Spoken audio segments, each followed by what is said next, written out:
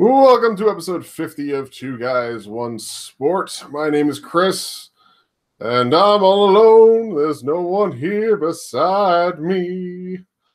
Yeah, George is having some internet troubles. He is running a little late. He'll be here eventually, though. And Duke will be joining us soon-ish. There he is. About 30 seconds too late, but that's okay. The man is here. And he comes with music, it seems. Or, I don't know. Duke? Yeah, okay. Can you hear me? Yes, I can hear you. Yes, welcome to the show. All right, great. All right. So, like I just was saying, George is having some internet trouble, so he will be along in a little bit. Episode 50 is underway, and Duke, how are you doing today? I'm doing pretty well. It's a big week for me. I turned 38 tomorrow. Happy birthday. Well, thank you. And this actually is my present to myself, was to beg Chris to let me on the show. I mean, it's not much of a... It doesn't take much to get you on the show. Oh, geez. Something's going on with your microphone, though. I'm not sure what that is. I had this problem with shooting the breeze. I think it might be... Is it the background noise that's the problem? I think it might be background noise, yeah. Yeah, I've got like an external fan on. I'm turning it down here. Is that better? That is better, yes. Yeah, that's what I thought it was. Sorry about that, ladies and gentlemen. When Brother George gets here, we got a full show, talking Nova Pro, talking AAW, talking NXT, and all other stuff, right? Yeah. We got a Elimination Chamber to preview as well. We're going to be giving our full breakdown of matches and predictions about what's going to happen and where we think this leads heading into WrestleMania. But of course, we will start, as we traditionally do, with matches of the week. Do you have one for us, Duke? I sure do. And in honor of Johnny Gargano, I had to choose this one. It is one of my favorite matches of all time. It's a match that I love so much, I actually wrote a fan post on it. Going back to 1991, the most famous career on the line match. WrestleMania, Randy Savage, Ultimate Warrior. Okay. If you have not seen this, it is worth getting the WWE Network just to see it. The story behind it basically is that while Warrior was champion, Savage sent out Sensational Sherry to try and more or less provoke Warrior into putting the title on the line. Warrior wouldn't do it. Savage got mad, so he cost Warrior the title to Sergeant Slaughter, and they were both so angry at each other they put their titles on the line. Their careers on the line. This match shows that Randy Savage understood how to lay out a match better than just about anybody in wrestling history. Everyone says that Savage was the one behind it. He goes through. There are so many callbacks to various moments in each man's career.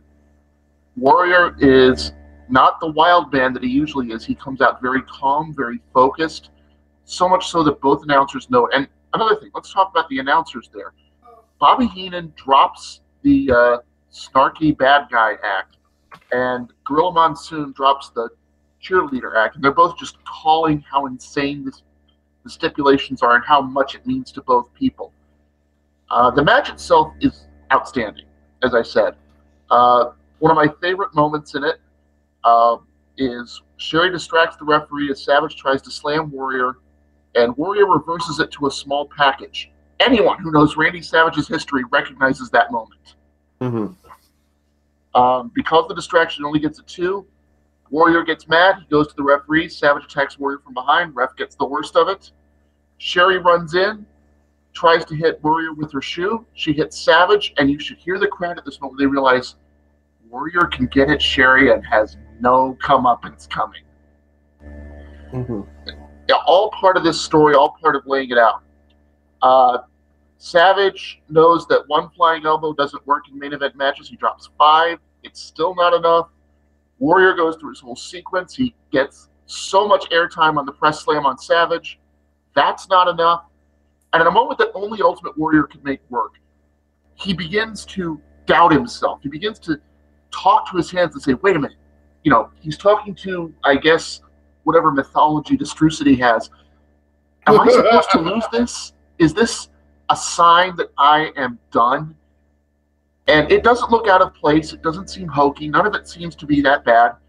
Um, Eventually, he gets the message, no, this is your match to win. He wins it. But then the moment everyone remembers, Randy Savage, having just lost his career, means that Sherry now doesn't have any clients. And she takes it out on Randy Savage just insanely. And it's so much of a dastardly move that even Bobby Heenan is saying, Sherry, lighten up! And how often have you heard Bobby Heenan sympathize with a loser? Mm-hmm. It doesn't happen. Correct. And at this point, Miss Elizabeth jumps the railing, runs into the ring, pulls Sherry aside. Randy Savage turns around. He sees Elizabeth. He knows he's been hit. He balls his fists up, and then it finally clicks. No, Elizabeth wouldn't do that. What's going on here? And during this pause, you can see Elizabeth mouth the words, I love you. And it blows Randy Savage's mind. Who would say they have feelings for me when I've got nothing? And it finally occurs to him, this Elizabeth does care about me through thick and thin. I made a mistake letting her go. And the end result is one of the most iconic moments in WrestleMania history. And it shows, for those of you who are Gargano fans and are worried, it shows that losing your career isn't the end. Sometimes it's just the beginning. Nice. Oh, yeah. Oh, hi, Brother George. I hope I didn't bore you. No, I'm here. I'm reminiscing about how awesome anything involving Savage and Elizabeth was. Oh, yes. Yeah, so Nice. I was thoroughly enjoying the last half of that recap. It turns out, guys, you have to actually pay for the internet in order for it to work. Who knew? Yeah. Who knew? So, Chris, I do not have a match of the week. So, Chris, you can give yours, and then we can jump right to it, or you can do whatever you All need. right. Sure. Well, mine is not nearly as historic as that, but it is quite a moment nonetheless.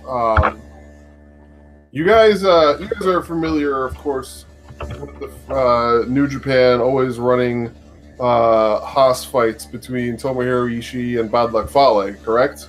Oh, yeah. Good stuff. Yeah, they beat a lot, don't they? Yeah. Well, I found the best one of those.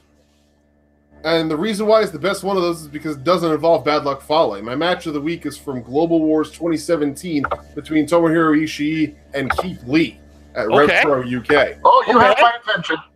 Yeah. Keith, I know Lee has appeared at Glory Pro. I know Lee has appeared at Nova Pro, right? He's appeared once. He was in a main event as a hired gun. Against Angelus Lane, right? I remember you raving about that match. Mm-hmm. Yes, and in fact, it was just added to Powerbomb.tv today, so if you want to check it out. Ah, the plot thickens. Yes. All right, So- Chris, go on. I'm sorry. I didn't mean to cut you off. That's quite all right. So, this is the first meeting between Ishii and Keith Lee that there's ever been. And obviously, you know, we all know how most matches are laid out when it's Ishii versus Fale, where it's, you know, Ishii just throwing all his power at Fale that normally works on any other man, except because Fale is so much bigger, you know, it just doesn't do anything. Same thing basically happens with Keith Lee, and Keith Lee spends the first few minutes of the match just using his power game to toy with Ishii until he realizes, oh shit, this guy isn't going to stay down when I throw my power moves at him. And that's where the match really starts to get interesting, because you see the progress of the mental state of Keith Lee, where he starts as being incredibly confident and ready for this fight, and then he starts to get annoyed and angry because Ishii just won't stay down. He just won't quit. He just won't give up. And then he starts to turn to disbelief at how is Ishii still staying in this match. Because like by about the 10-minute mark of this match, it was about a 16 to 18-minute match. I don't remember exact time factor on it, but at about the 10-minute mark in the match is when Lee really starts laying in the power. He hits Ishii with a wicked pounce. He throws in that Tour of the Islands / Wrath of the Gods thing that he does, the swinging power slam. Jeff Cobb's move, you mean? Yeah, Jeff Cobb's move, which Lee does just as well as Cobb. And he even hits him with a wicked-looking spirit bomb. It's a hell of a spirit bomb. And Ishii just keeps kicking out and just won't give up. And he keeps coming back. Ishii just keeps coming back and keeps running the ropes and hitting these lariats and going for all the suplexes. And at one point, he hits a monstrous German suplex on Keith Lee. And Lee, you can see, even after he like gets up out of it, he's just stunned. Like, how is this man doing this to me? And watching the emotion on Keith Lee's face and watching this progress in a way that doesn't involve him getting utterly and completely winded in the way that Fale normally does in these matches. And eventually they're just matching each other strike for strike and blow for blow. And eventually Ishii starts getting the better of Lee. Ishii starts taking the upper hand, and he's hitting those lariats, and he's not giving up. Like he hits Lee with a sliding lariat, goes for the cover. Lee kicks out at one, Ishii gets right back up, hits him with another one. Lee kicks out at two. Ishii gets right back up, pulls him up, throws him into the brainbuster, and Lee stays down for three. It is a spectacular match. It is quite the spectacle, if for nothing else other than just the mental fortitude showed by both of these men and just the process of it all. After the match, Ishii being the Stone Pitbull, he gets his hand raised and he goes to walk out. Lee tries to motion for him to come back in. Ishii just won't do it, and Lee settles to just bow to him, and Ishii just nods and walks out, and that's it. Because Ishii he's just there for the joy of being in the ring and punching the shit out of people. That's what he does. That's what he likes. And by God, doesn't he do it well? He does it so well. So, highly recommend that match. It's on New Japan World now. And definitely seek it out if you have the opportunity. I highly recommend it, as I said. Gentlemen, yeah, we should talk AEW for a litany of reasons. Yeah. Let me explain. Let me tell you what it was like in the building. Let me tell you what I learned talking to a few people. I've been to 40 AEW shows in the past 5 or 6 years. You meet some people there, and then you two can give your thoughts. How's that? Sure. Go for We're it. talking about Mike Elgin making his return to AEW. By the way, the rest of the show was good, but not great. By the way, it was not. Logan Square Auditorium is their Madison Square Garden. It's where they usually run their biggest shows. It's like where they have their important shows, their best shows. It's where I saw Gargano Thatcher. It's where I saw other unbelievable matches. This was not on par with that show, independent of the Mike Elgin stuff. So I wanted to give the 10,000-foot recap of the show, real quick. Okay. So, all right, let's talk what happened when Elgin came out. It was announced as a mystery show. You know, other than the main event of Naito and Sami Callihan, which was quite good, considering it's Sami Callihan. Nothing was announced. So wrestlers were coming out, and they were all totally surprises, right? Obviously, the guys who were working the merch table, we knew they were there because they were selling merchandise before the show. But in terms of who they were facing and whatnot, we didn't know. They had the standard indie flippy boy 4-way spot, you know, that's at every indie show. Couple tag team matches. It's a good show. I'm having fun. Next match. The next match progresses. Myron Reed comes out. Oh, okay, cool. Myron Reed. We like Myron Reed, right? You know, what's not to like about Myron Reed? He's cool. He's been here before. People like him. Then the opening strands of Elgin's music hits. Now, I've been going to AEW long enough that Mike Elgin's theme used to be the actual Sons of Anarchy theme, back when that was a TV show. It's something that sounds like that. It's very distinctive. I look around and I just start laughing. I'm like, my initial reaction is these dumbasses. my first reaction. They playing his theme and people are like muttering. I go, oh God, here we go. Because it starts to catch on. He walks through the little curtain, where Gorilla is, and it is a loud and sustained 10-second, 15-second fuck Mike Elgin chant. And then, I don't want to say silence, but it is 500 people muttering to themselves and talking to the guy next to them about what's going on. It's that noise. Like, if you've ever been to, remember when you were kids and you went to school assembly and the teacher said something and everyone made that muttering noise in reaction? Mm-hmm. Right, it's kind of like, that's the closest I can describe the noise. There wasn't heat. There wasn't shine. It was just that muttering, And of course, because it's 2018, there were 5 people trying to start a Mike Elgin chant. That didn't take. So, the match goes 4 minutes, goes absolutely nowhere, and Reed wins with 2 450s. Okay. Then they go to intermission, another stupid move, because it let everything fester. It sucked the life out of the room. A lot of people in my section, first of all, a lot of people in my section had no idea what was going on, including the guy I went to the show with, who we should probably have on the show down the line. He's cool as hell. The guy I went to the show with, who is a wrestling fan, has Royal Rumble parties, watches New Japan, had no idea what was going on. He's like, why does everyone hate Mike Elgin? And I gave him the brief 15-second synopsis of what was going on. He was not the only one in the building who had no idea what was going on. There were a lot of people based within earshot of where I was sitting who were like, what's going on here? Why do we not like Mike Elgin? Last time he was here, he was popular. Or, oh, he's that guy from Ring of Honor. Or, oh, he's that guy from New Japan. Why do people hate Mike Elgin? So a lot of giving the synopsis to people who had no idea what was going on. The match ends. It's a 4-minute squash. Reed wins with 2 450s. Books it out of there. No heat, no nothing. Gets out. Intermission. A lot of people muttering, I'm leaving. I shouldn't have been here. This is bullshit.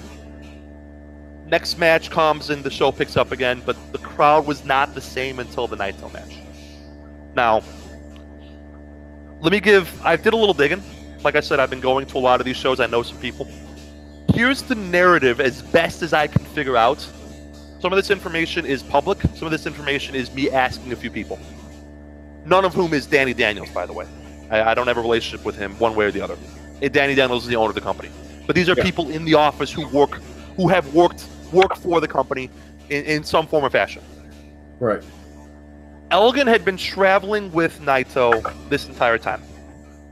He was in the building. He had already been paid his fee that was agreed to for bringing Naito to the U.S. He got a handling fee for that.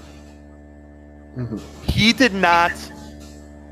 Here's the part I'm not 100% sure on, and here's the part that I don't think is true. He did not want to be booked on the show. That part I do not think is true. But that's what somebody in the office told me. However, the owner of the company saw the clips from the Naito-Callahan match from AIW and said, wow, that's really good heat. We should use this heat to get Myron Reed over. He was unable to be talked out of that by people in the office. People in the office said, that's a bad idea, you should not do that. And he said, no, it's fine. We're going to get Reed over. Reed's going to squash him. And it's good heat, and we'll get him over. Then the match happened. It was not good heat. It was bad heat. There was no heat. It was just muttering silence and discomfort and murmuring and people just, not reacting. Elgin would do a move and nobody would care. Reed would do a move and nobody would care. It was just like two guys doing moves. Yeah. Almost positive the match was called an audible because nothing happened. They went to the finish and then the intermission was super long. But I haven't been able to confirm that with anybody. But that part would not shock me at all. If it had just been we're going to have a 9-minute match and no, we're cutting into a 4-minute match. But I can't confirm that. What I can confirm is that the decision to use Elgin was made the morning of the show, and that Elgin was backstage the entire time because he was Naito's handler, for lack of a better word, Naito's liaison in the U.S.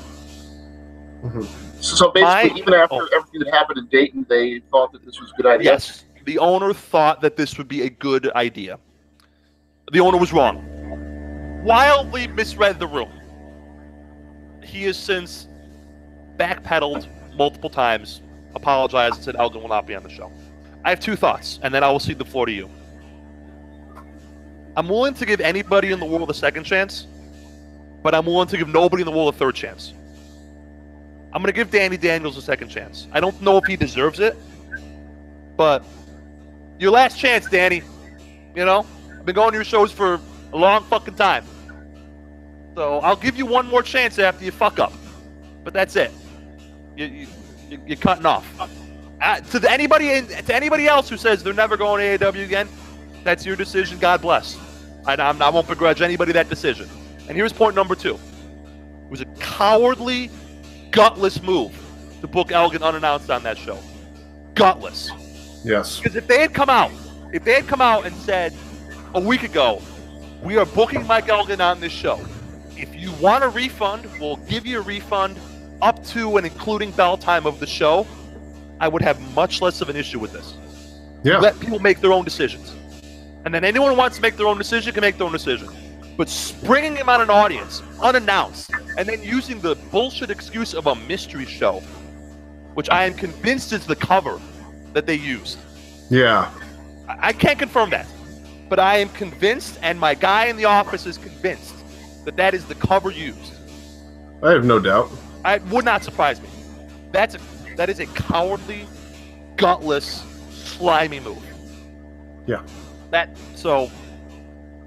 is. Any other questions you have about the show? Feel free to ask. But that is. I figured I'd give you this synopsis of what it was like from the third row in the building. Yeah. So, gentlemen, the floor is yours. All right. Let me just say that I heard about this and immediately went full-on irrational rage. The best Chris, by the way. Because, yeah, well, I wouldn't say it's necessarily the best, but it is the most noticeable for a variety of reasons. But it's the Twitter Chris that we all know and love. To expand further on George's point, he mentioned the fact that Danny Daniels spent a lot of time backpedaling in discussion of this. A lot of that backpedaling, of course, did take place on Twitter through social media.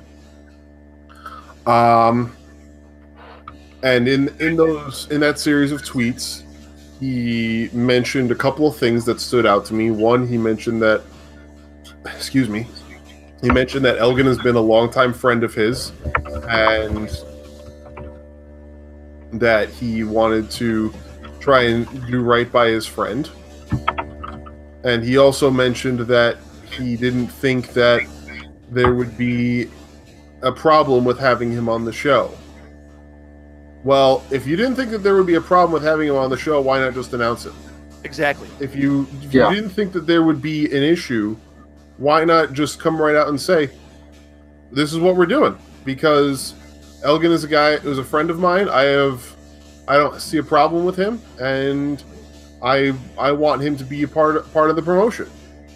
I mean, why not just come out and say it?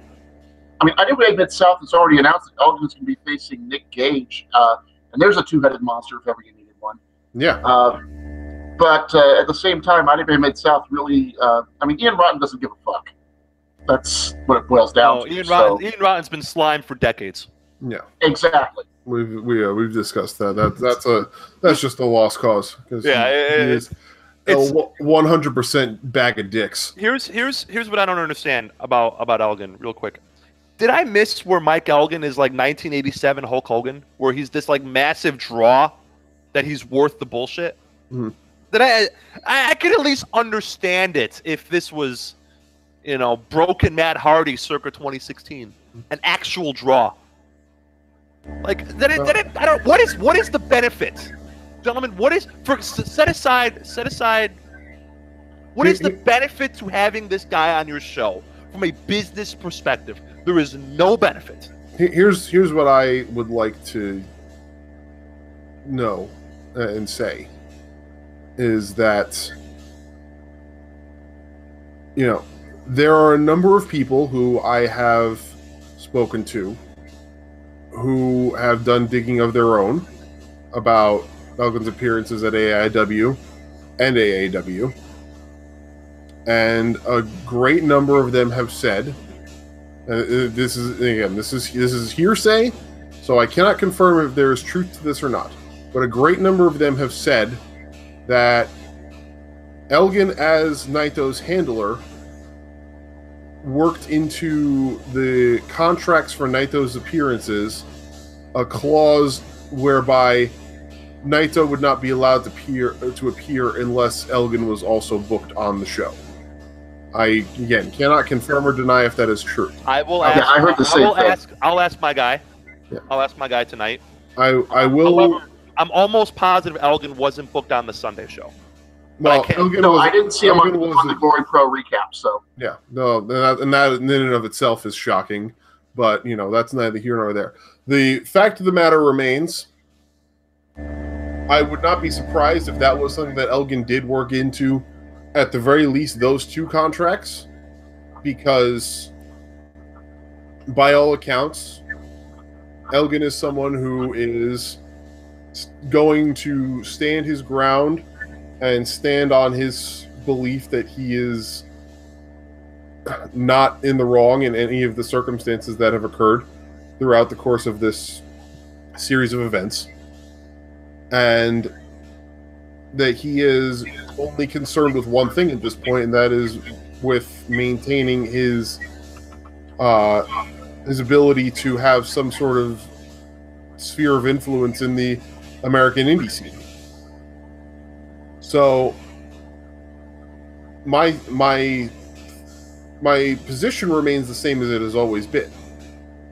And I made this abundantly clear on my Twitter as well.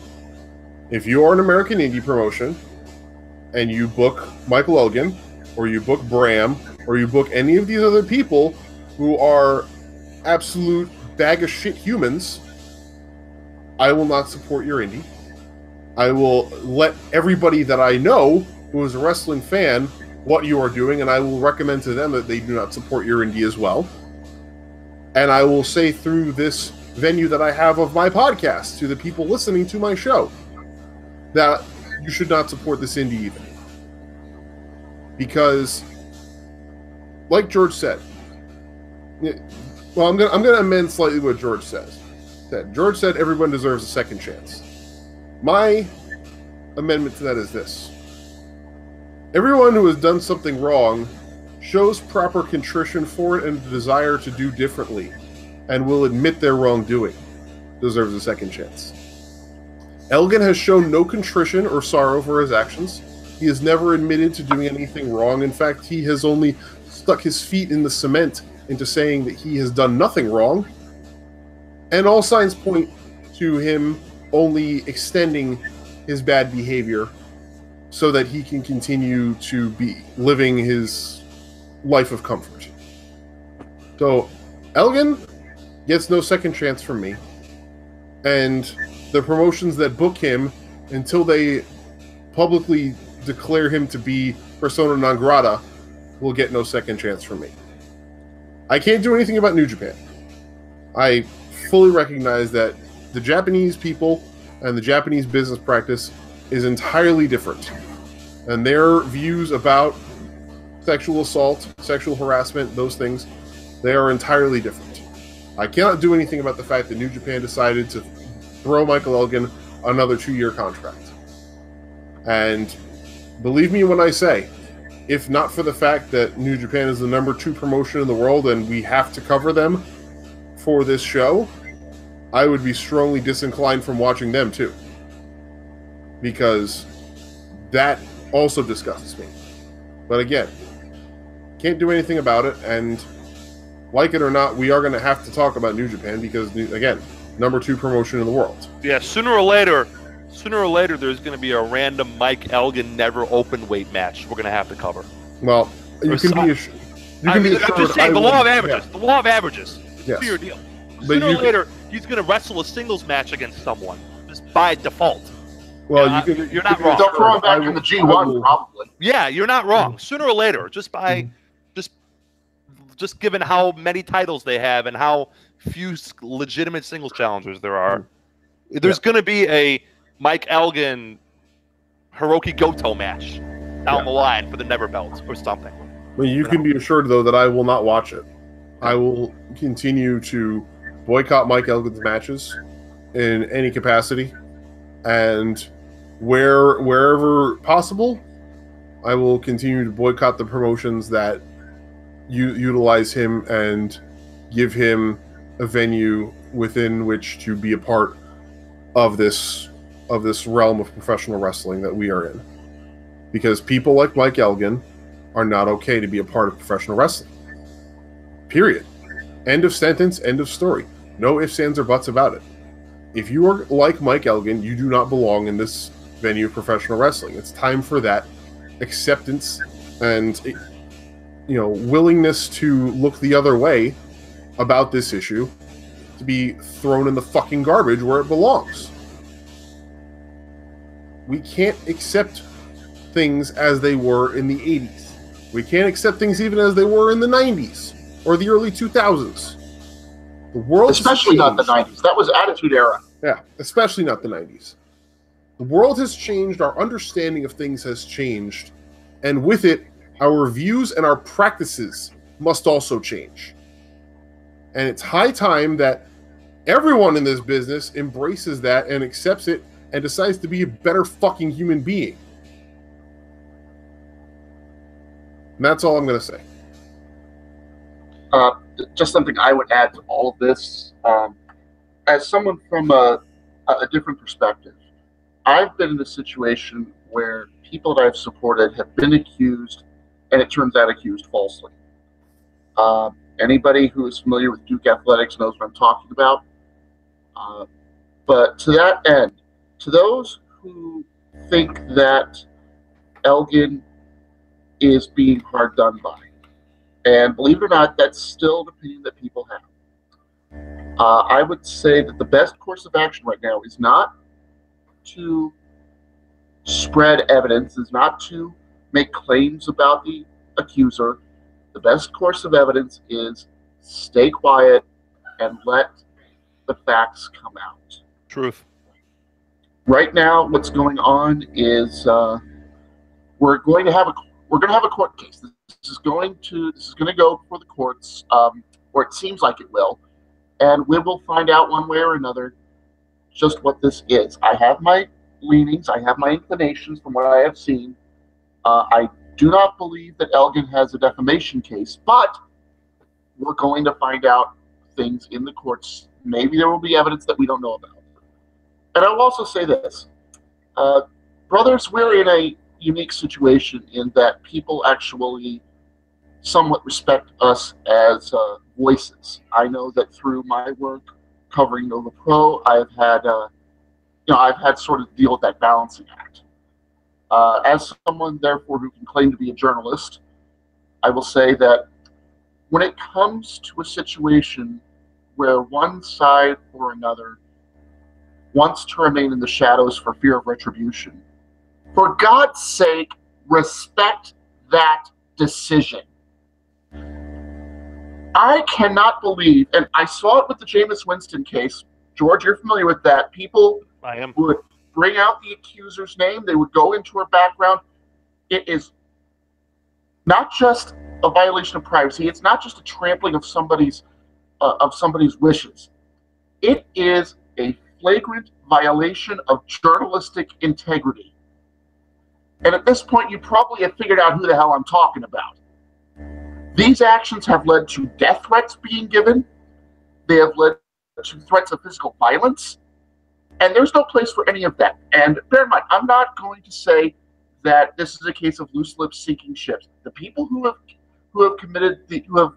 given out the threats are scumballs. We all know that. But who made it possible? You got to think about your actions. You got to think about the far-reaching consequences. When I've been covering Nova Pro, there have been times when I have heard things backstage, and I've been told very specifically, you're part of the circle. This does not go on the record. There is a sense of trust and a sense of brotherhood within the wrestling industry where if somebody who is in it, and the accuser's in it, She was an Elgin student. She's in it. She counts. Has made a request. You honor that because you are all brothers and sisters together. And it just bothers me that we're in a part right now where, rather than just accepting that they're bad people, I mean, nobody's denying Sean Orleans is a bad person. They may be 50-50 on Elgin, but where rather than accept that somebody you like may not be the person you thought they were, that they start looking for reasons, they start looking for theories. It bothers me, and I just wish people would say, hey, the court system's in it now, let's all just shut up and see what happens next. Well said. I couldn't have said it better. George apparently is having another computer issue, but he'll be back as soon as possible. But yeah, I couldn't put it better myself.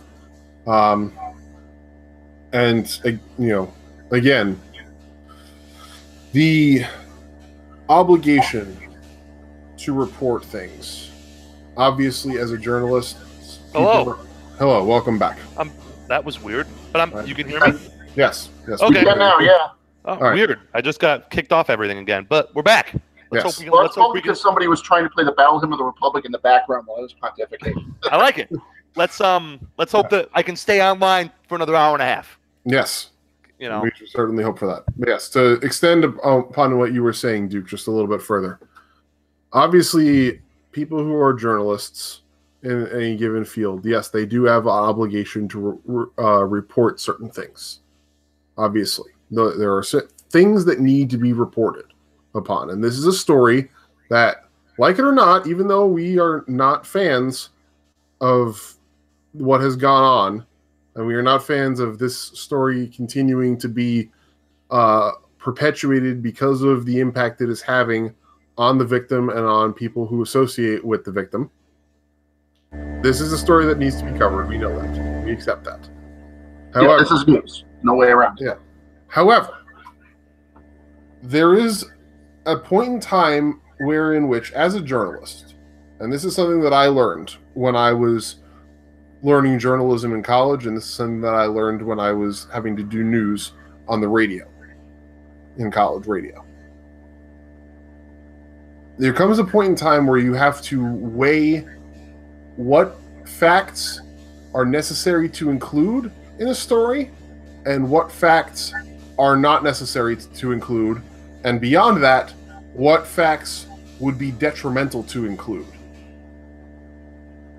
This is a case whereby including certain facts about the victim and about the situation will be detrimental to those involved, especially to the victim, because we live in an age where the internet has a mind of its own. The people on the internet feel that they are empowered to do whatever they please, and the people on the internet will often take action that, before the internet existed, would be considered disgusting and unthinkable. To include personal information about the victim in a story covering this issue, whether it was revealed in public documents or not, the fact of the matter remains, spreading it further is actively detrimental to the victim and is actively detrimental to those involved in the story. And guess what? You're not helping Elgin's cause if you think he's innocent by harassing the victim. Exactly. So that is where I'm at. And I know there are going to be a lot of people who are going to say, these things were made, these things were available. Information was out there, and it needed to be covered. Did it really? That's from where I stand. From where, again, and this is entirely my opinion. from where I stand, including personal information about the victim in this case, is actively detrimental to the story and to coverage of the story and to the entire situation as a whole. Yeah, there's no point to. I mean, I hate to sound like I'm piling on, but journalistically, there was no need to do anything other than address the victim by the pseudonym that she herself had chosen. And you'll notice, by the way, that we're not even saying what that is right now because Brother Chris and I know the people in this case, and we're trying to sort of walk on eggshells here as far as not letting our emotions of, that these people are friends of ours get in the way. Yeah, Lord knows I've done that enough recently, and it's been actively detrimental to some of my relationships with people, and I'd rather not let that behavior continue. Right, exactly. So all we can say about this right now is that in a case like this, just follow the wishes of everyone involved. The journalism school will tell you that if your source requests something to be background, then you don't say where you got it from. If they request it to be off the record, you don't say it at all. These are just things that are basic journalism rules, have been since forever, really. And have the decency to actually go to your source, to go to the source in the first place and actually talk to them rather than just, publishing shit without their knowledge and also without their consent. Well, there's that, yeah. Yeah, that too, but... Anyway, so I think we've sort of gotten depressing enough. Shall we go to a brighter spot like Nova Pro? Yes, but I have the disgusting feeling that this is going to get worse before it gets better. Absolutely. So yeah, steel yourself for that. Yeah. And let's talk some Nova Pro. Yeah. All right. Well, we're back. It's the start of season 3. It's good times all around. The show is called Cupid's Chokehold. First off, I want to say, if you do have the Power Bomb, we have big news. March 1st, 8 o'clock, you can all watch it live stream on Powerbomb TV. So I'm not going to go into much detail here. The big story coming out of this is that we had one heck of a main event between two of the best hosses in the Southeast, Gunnar Miller and Eric Royal. Two guys that I believe are going to go to bigger things someday. For about 20 minutes, they were back and forth. They were firing their best shots at each other. Eventually, it ended when Miller used the old tactic of holding onto the referee's shirt and then subtly giving a mule kick to Royal. So it was a low blow, followed with a jackhammer, and got what is actually a very important pin because only 2 people now have ever pinned Eric Royal in Nova Pro, Gunnar Miller and Logan Easton LaRoe. And in both cases, by the way, it wasn't clean. So we're fully expecting a rematch. We're all excited for that. Papa Hales and I talked after the show. He loved that idea. So that is the big thing. A match you'll probably be interested in, Brother George, because it features someone that you've that's from your neck of the woods. Tim Donst took on the Warhorse. Ooh, okay. Oh, yeah. Donst is fully into his safety gimmick, and this was just glorious. He came out with a couple of people before as his risk committee, basically to make sure everything was regulation before the match began. They had a lot of really good comedy spots playing off of it, like Donst would put on his helmet, and Parnell would try to give him a DDT, and, well, that didn't work because he had his helmet on. Parnell would get frustrated, trying to do 10 shots to the turnbuckle. Again, helmet, didn't work. About 5 minutes into the match, Parnell screams, "What is happening here?" And then, yeah. And then he tries to knock Tim Donst off the apron, but Donst's risk committee is standing behind him and just pushes him back up onto the apron. So Parnell turns around, goes for a dive, and says, "Wait, why are you still on the apron? What's going on here?" Yeah, Tim Donst is, when he's got the safety stuff on, is essentially Nova Pro's answer to Bugs Bunny at this point. Nice. About halfway through the match, Donst gets serious, rips the vest off, goes back to being the mat wrestling machine we love. There's a lot of good back and forth here. if you like Parnell, you'll like this match. If you like what Doss is doing, you'll love this match. So I recommend that. Other big matches, we had the Ugly Ducklings against the Hooligans, which was just an all-out war. We had a couple of people qualified for the Commonwealth Cup. This is a big event that's happening in June. I'm trying to talk Brother George into coming over to see it. Thinking about it. I'm thinking about getting on that plane. 3 shows, 2 days, 16 men, 8 women, 2 tournaments. Qualifying at this show, we had Sage Phillips qualifying on the men's side alongside Alexander James. If you follow WXW, you know all about Alexander James. He and Jackson Stone had that qualifying match. It was as good as you think it is. Jordan Grace qualified on the women's side, and they joined invitees. On the men's side, Eddie Kingston has accepted an invite, and on the women's side, Chelsea Green has accepted an invite. So, no, we're off to a pretty good start there. If Eddie Kingston's there, then David Starr will probably be there. Is David Starr come to your neck of the woods yet? He's made a few appearances, yes. He is on fire right now with his character. Oh, he is a joy when he comes. Really is. Has MJF made it to Nova Pro yet? I know he's only been doing this for a little bit. No, we have not had the honor of having him yet. He is. I hope. Oh, go on. I hope to see him because he seems like a great, right, proper bastard. Yeah, he is the last real heel. He's not trying to be the cool heel. He's not trying to be the heel that gets cheered. He's like the heel who goes to shake a fan's hand and then gives him the middle finger. That kind of heel. The good kind of heel. You know, right. the heel that's not the heel trying to get cheered. The heel of actually being a heel. Funny how that works. Right. You know, so another big match you might. There you go, see him. Yeah, another big match you might like from this show. Intergender tag, the Carnies took on Pow Meow. That's Christy James and Alley Cat. Nice. They went at it for 20 minutes and told one hell of a story. There were a couple of notes of people who will not be coming back soon due to circumstances beyond their control. Brendan Luther, who was in the pre-show opener, had an ankle injury. We wish him the best of luck. And, of course, Lufisto had her send-off at this show, and we do wish her, and we definitely wish her a good fight and good health. And on behalf of Two Guys One Sport, Cage Side Seats, fuck cancer. Yeah, cancer's a bitch. Fuck cancer, 100%. Guys, you all getting a tax return real soon. There's a lot of good cancer societies that could use as much money as possible.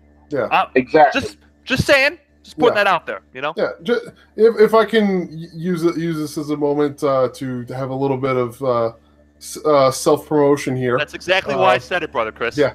All of this week, if you are part of Twitch.tv, the wonderful streaming site where you can watch literally hundreds of thousands of independent content creators playing games and doing all sorts of awesome stuff.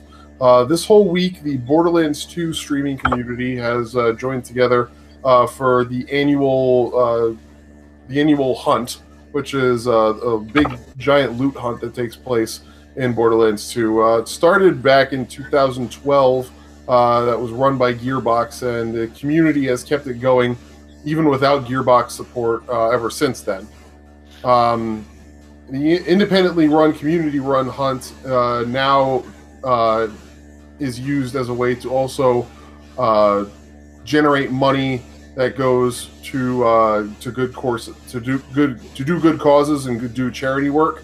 And this year, the hunt is raising money for St. Jude's Hospital for children's cancer research. I am taking part in very this. Good cause. Something that I've helped way back in the 3rd grade. Our school did. I don't know if you remember the mathathlon, like these little booklets that we get. And for every math problem you solved, you would get people in the neighborhood to donate to St. Jude's. So that's one of my favorite causes right there. Yep. Well, my stream is taking part in the hunt.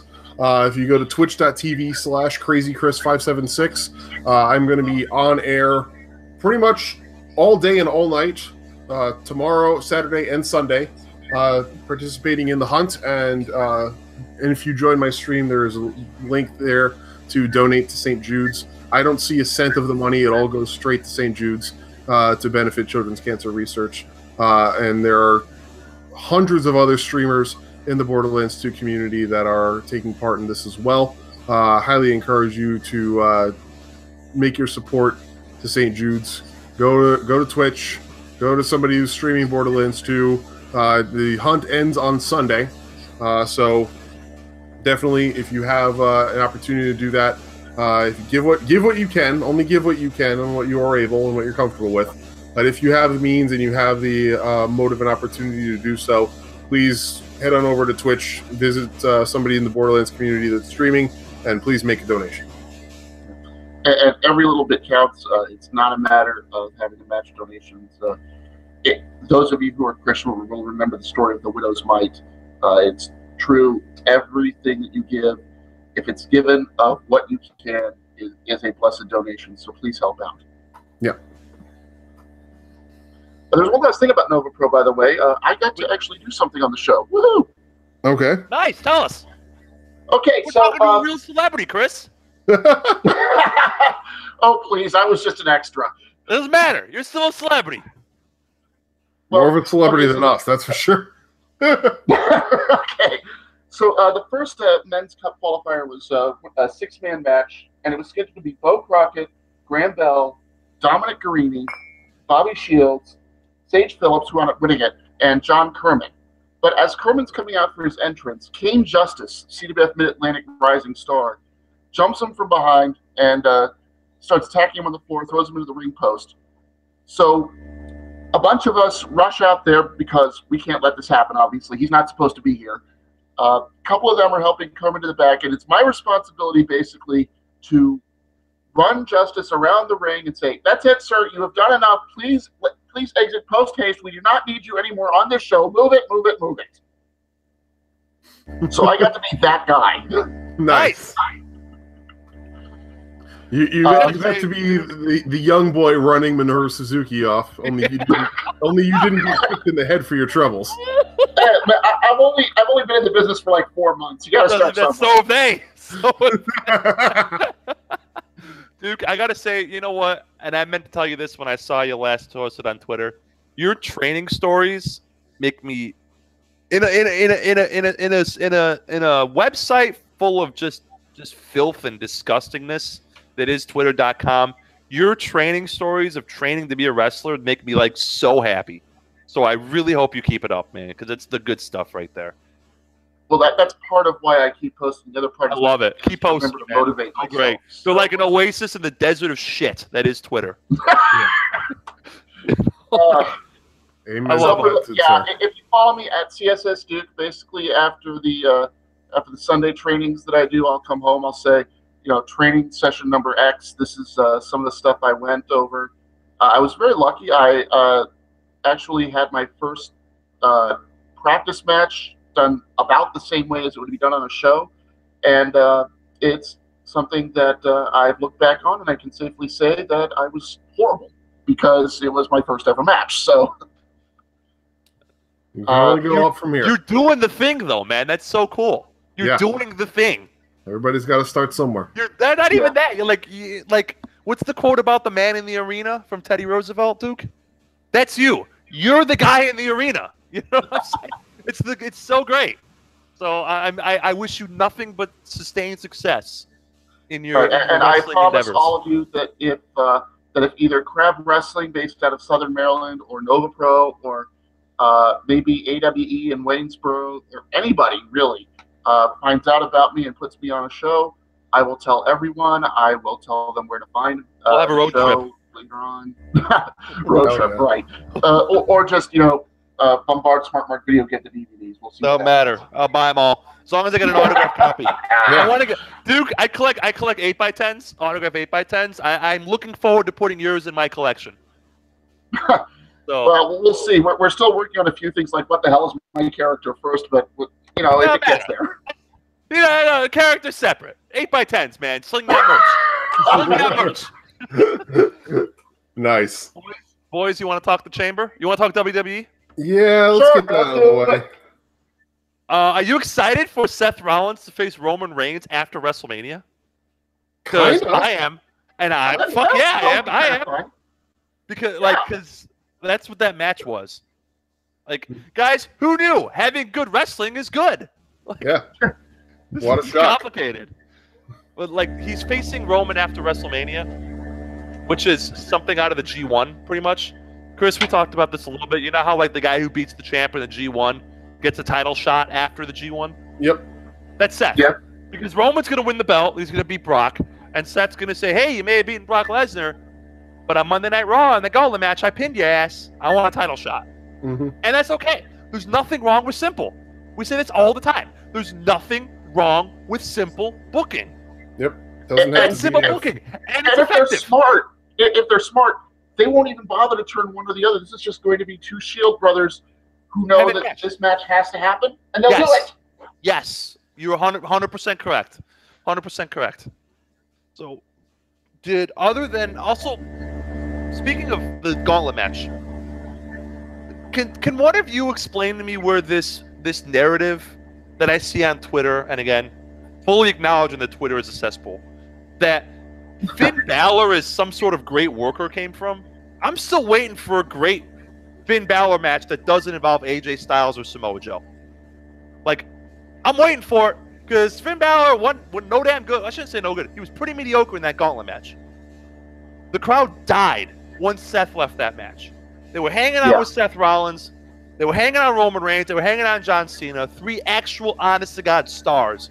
And then when it was time for mid-card geeks, nobody gave a shit. Finn Balor, if you're as good as people say you are, I'm waiting for it, my friend. I'm waiting for it. Anyone can have a good match with AJ Styles. Anyone can have a good smoke and mirrors match with Samoa Joe in front of a white-hot crowd. But Finn, come on, brother. Give me a little something. Give me that shit that you showed against Tanahashi. Give me that shit that you showed against Carl Anderson. Give me that shit that you showed against Taguchi. I'm waiting for it, man. I'm waiting for it. Yeah. Hell, give me that stuff that you showed against Kevin Owens at NXT for crying out loud.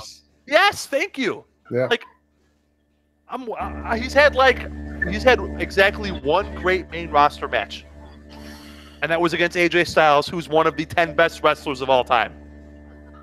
Like, am I missing the boat? If I'm missing something here, let me know. Maybe the shoulder injury just took away all his confidence. He hasn't gotten it back yet. You talked with Seth Rollins that it took a while. That it takes a while for a knee injury to fully heal. I wonder how long it takes for a torn torn labrum to fully heal. Yeah, it was SummerSlam of 2016. Right? So he's been back. Yeah, it's been about 18 months. So who knows? I mean, he came back after Mania this year, right? Yeah. So he came back June-ish. I think a big portion of it also is that, like, WWE is a very strange company in that character work defines wrestling rather than wrestling defining the character work. And in that sense, we've seen some wrestlers who, because they are a certain alignment, they are forced to wrestle a certain way, and it just ends up looking forced and inorganic and stupid. And I'm starting to realize that this character that they have boxed Finn Balor into, if you can even call it that, because I don't even know if you can even call it a character. Does he have a character? It's like, at this point, I don't even know, because it's like they had the demon, and it's like the demon has basically been just completely fucking abandoned at this point because they're going Balor Club. But what even is the Balor Club right now? Because they haven't even given it any characterization. It's a mid-Carter and his 2 geek buddies. Yeah. It's like they're relying on building this based on reputation alone, and unfortunately, that's not going to cut it. It's lazy. You can't be lazy. You can't be lazy with these guys. Just because hot crowd of 300 smarks in Full Sail lost their goddamn minds anytime Finn Balor came out because they knew who he was and knew his whole career, doesn't mean that same thing is going to happen on the main roster. And that's what we've seen since Finn Balor's promotion. He came up to all this hullabaloo because, oh my God, who's this guy from NXT that everybody was losing their minds about? And why are they losing their minds about him? All we know is that, everybody is crazy for his promotion and saying they can't wait for it. So clearly it must be a big deal. And, oh wait, look, nothing good has come of it. Nothing, I wouldn't even say anything bad has come of it. It's nothing. It's just been nothing. Yeah, he's just been a guy. He's a guy. He's just a guy. And that's the other problem. That's the other problem here. Is that there are so many people, and we talked about this quite a bit. We've talked about this quite a bit for the past 10 months, with how SmackDown has used Shinsuke Nakamura than that they turned him into just a guy. There are so many people on this show that could be so much more, but because of the way WWE operates, they are literally just another guy. You can give them as many taglines as you want, make as many catchphrases that you can trademark and throw on a T-shirt as you want, and try to make this giant, huge fucking deal about them. But if there's nothing to back it up, if it's all just talk, then eventually people are going to get wise about the fact that, oh well, this is just talk. There's nothing really important going on here. Why should I even bother to pay attention? And that's where we're at right now. So we're at with Balor. That's where we were at with Nakamura. I mean, they're actually finally treating him like a big deal and backing up the whole tagline shit that they gave him. But it's very difficult to have any faith in WWE being able to do these kinds of things right and to make these people feel important and worthwhile. Yeah, I was thinking about the whole concept, especially with SmackDown, which seems to be, it's spinning its wheels, it's repeating itself over and over again, it's acting like it has short attention span. I don't even know what the hell Sami Zayn's doing at this point, for example. And suddenly it occurred to me, if you view it through the lens of what we know about the writers, the head writer of SmackDown is Road Dogg. Doesn't this show look like something a stoner would produce? Yeah. Yeah. I'm just imagining Road Dogg back at his desk going, man, shit, I got another 45 minutes to do here. Oh, I know, man. I'm gonna put up some fucking jail graphics over this promo. Oh God, those gotta stop. Those graphics are detrimental. What the hell's going on with them? Why? They're detrimental to the product. They're terrible. Yeah. They're so bad. By the way, this has been 3 straight weeks. I have not watched SmackDown and watched the Mixed Match Challenge and 205 Live. Which, if you had told, December, George, that I would skip SmackDown and watch the Mixed Match Challenge and 205 Live, I'd hit you in the head. That's crazy. But 205 Live is really damn good. Matt, really good. Real quick, Matt DSM, great point. The problem with Finn, one of the biggest problems with Finn is that they made the Demon unbeatable. Then they had the Demon get beat, so the Demon wasn't unbeatable, so what was the point of it? And then they just abandoned it entirely and realized, oh wait, without the Demon, what the hell even is Finn Balor? There's really no point to him. He has no character at all. Yeah. None. When did the Demon get beat? Did I miss that? Did I hit my head? The Demon got beat on NXT twice by Samoa Joe. Yeah, but the Demon never get beat on the main roster? Yeah, we gotta remember that for 90% of the audience, the main roster is a reset. Yeah.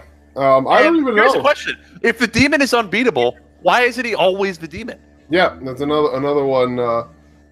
Who was it? Who's it? Yeah. Somebody else I just thought of this. Matt actually said that too. Yeah.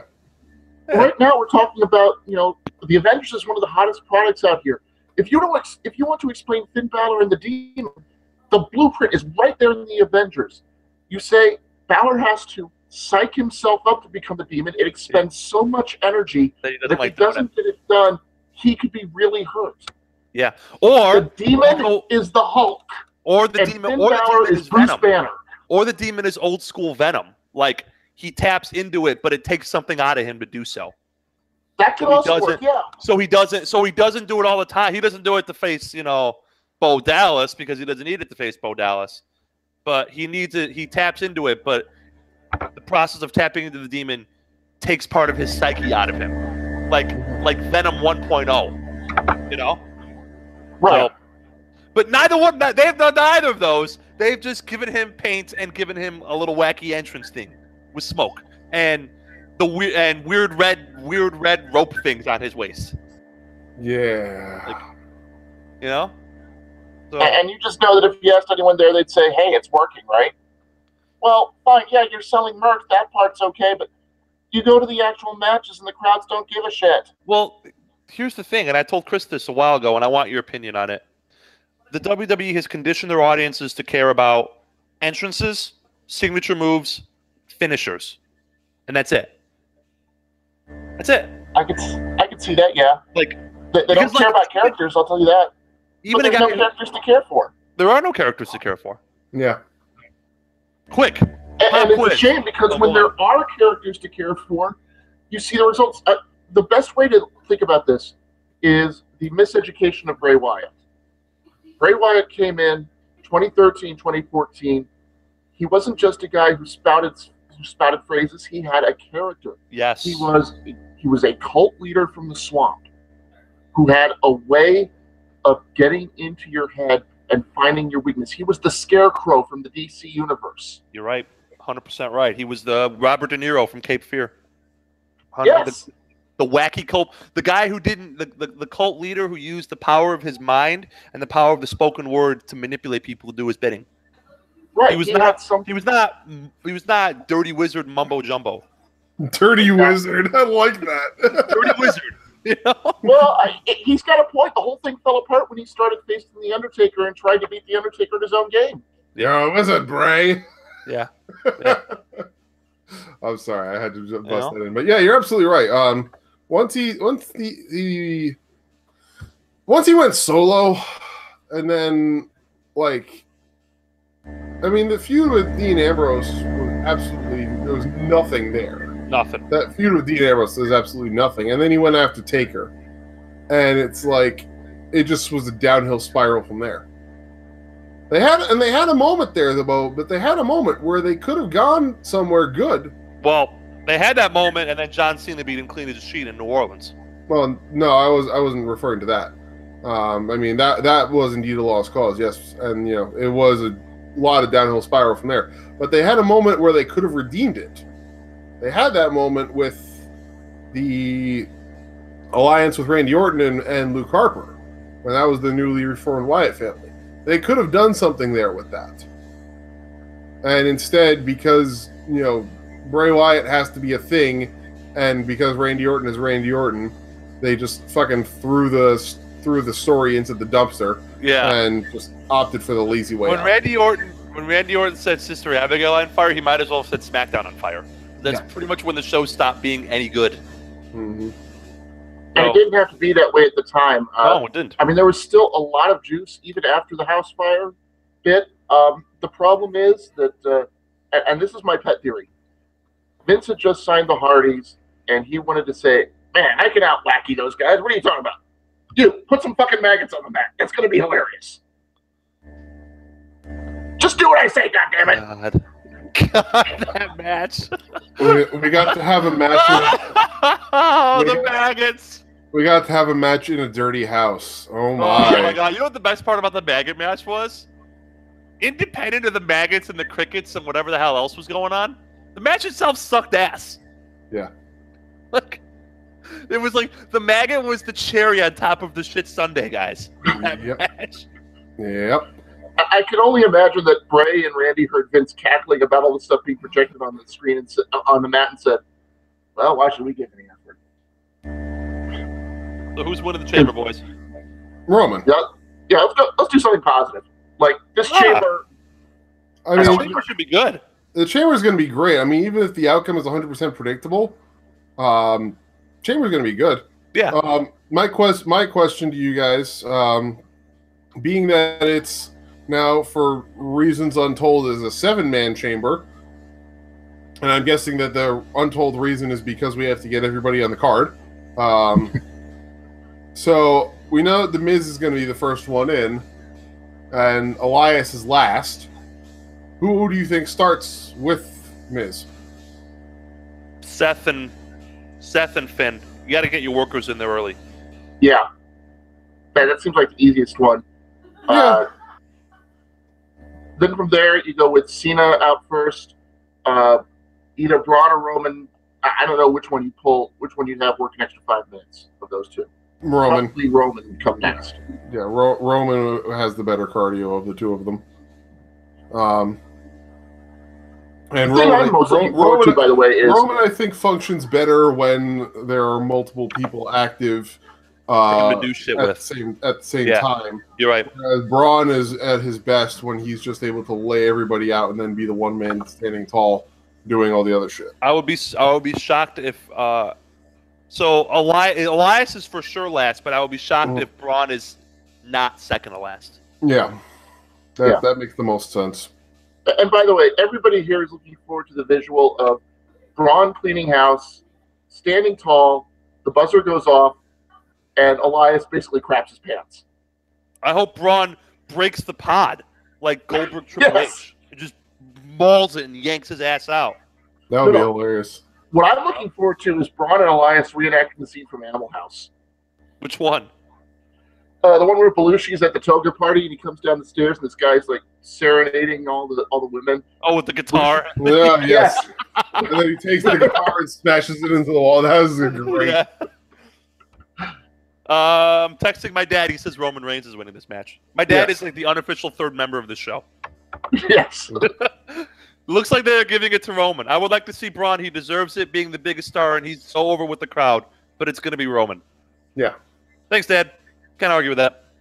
Because we all know we need to give Roman that coronation again. You know what?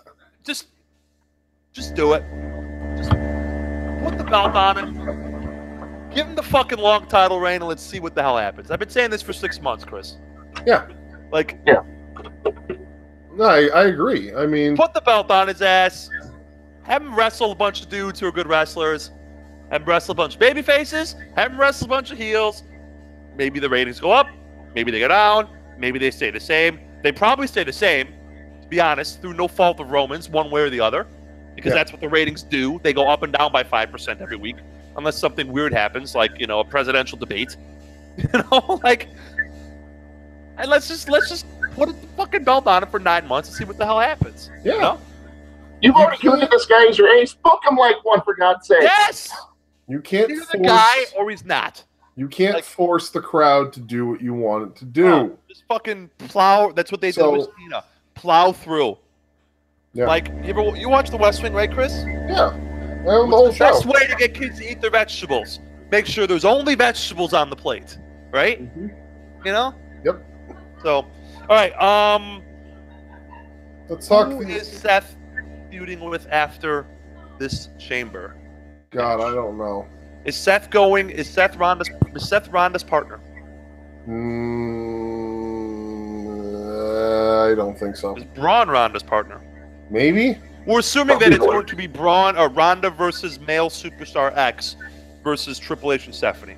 By the way, that's the assumption. Let's set the scene. That's the assumption for WrestleMania. That is the assumption we are operating under.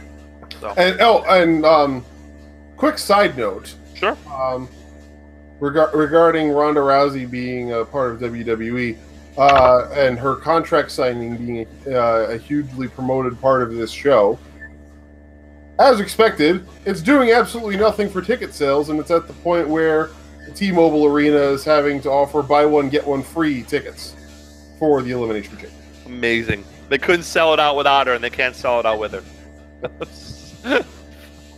God, how great. So... You know, it's almost like we want her to do something in order for it to matter. Yes, and showing up in a giant leather jacket and pointing at a sign is not doing something. Yeah, I was so pissed off.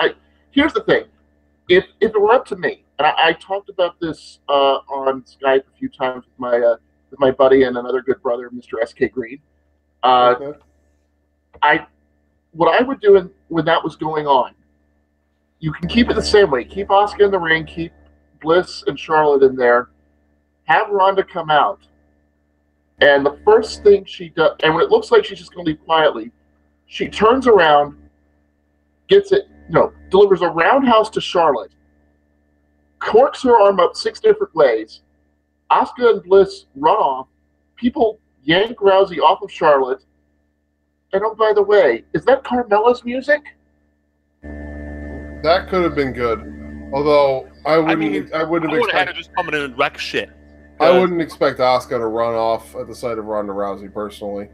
Well, something like that. The point is, but yeah, I get what you're saying. If she's going to make an appearance, if she's going to step in the ring, she needs to advance the story. She needs to be part of the plot.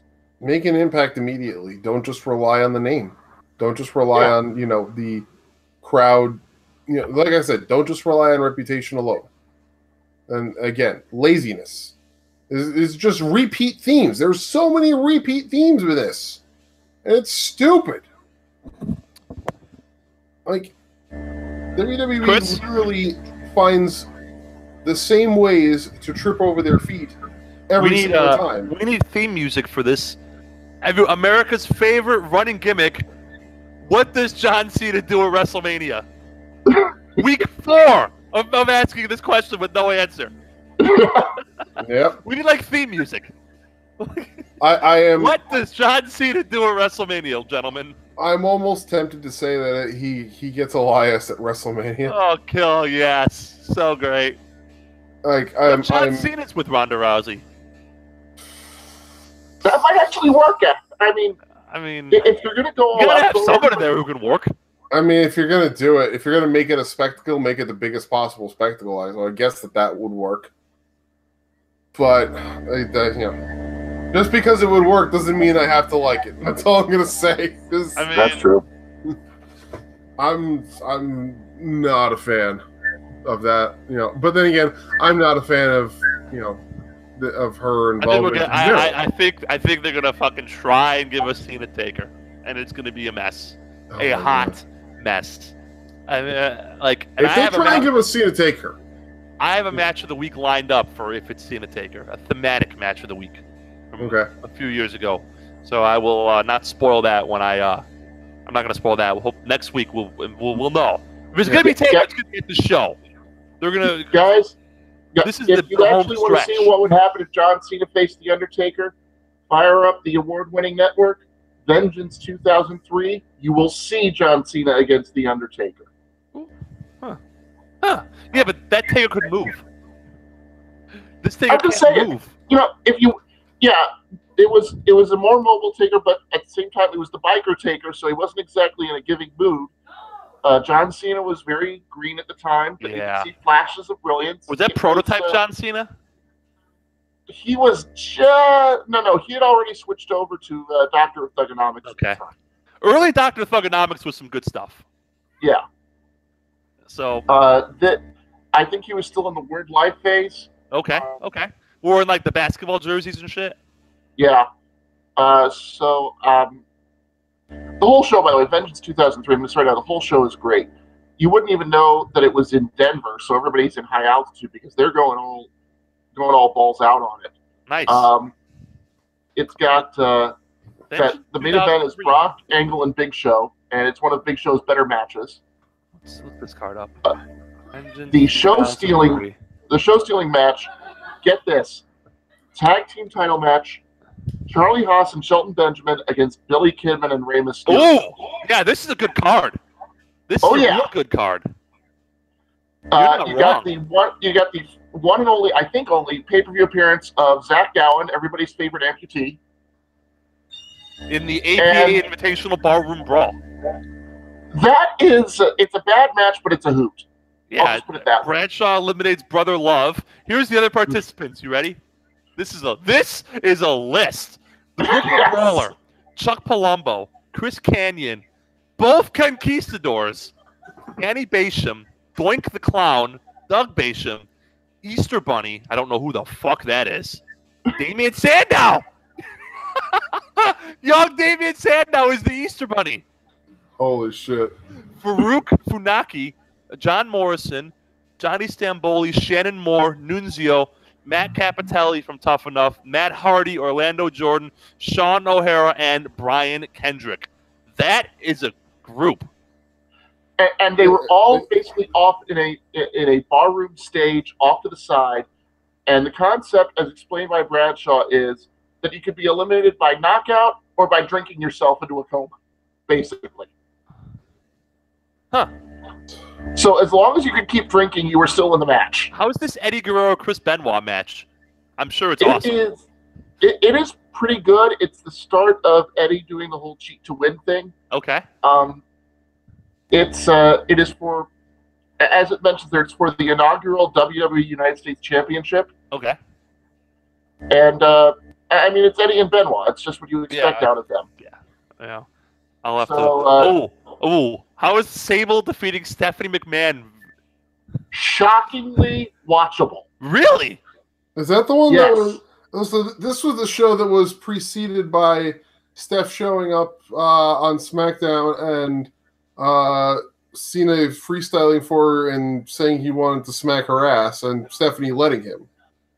I think you're right. Yeah, because I Because remember Sable was not exactly a good worker, 5 years prior to this. And Steph, heat magnet, but not exactly, Kenta Kobashi in her own right. And Well, not only that, but this is sympathetic Stephanie. They managed to pull this off in 2003. It's actually kind of amazing. I'll have to watch this match. It's only 6.5 minutes, so it can't be that bad. Right. You want this show. It is a. I may have to watch this show. Yeah, but no, if you want to know what Cena Taker at WrestleMania 34 is like, I've got a match for you. Ooh. Go back to last year's G1 Climax and watch the match between Hiroshi Tanahashi and Togi Makabe, which was a garbage match. And there you go. Yeah. Guy who can't move versus guy trying to still be the man. Yeah. There you go. Yeah. There you Except go. Makabe's more mobile at this point than the Undertaker is. Yeah, that's a sad state of affairs. But yeah, Makabe is actually more mobile. So. If it had been what's his face? I mean, Who was it's like the guy we were Tenzan. If it had been Tenzan, Tenzan, yeah. then we would know. But I think it's coming to a head at this show. I'm reasonably certain by Sunday night, we will know obviously what Ronda's doing. We will know what Seth is doing. We will know what Cena is doing. We will know what Finn is doing. I think we'll at least have educated guesses. Yeah. And obviously we'll know what Roman's doing because he's winning the match. But I'm talking about the losers of this match. Yeah. Wouldn't it be nice? All right, who's winning the women's match? Oh, sorry.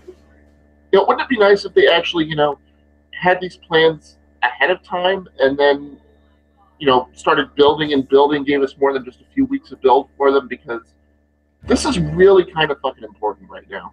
It's kind of WrestleMania, you know what I mean? Yeah. Yeah, you think And it's WrestleMania during TV negotiation season.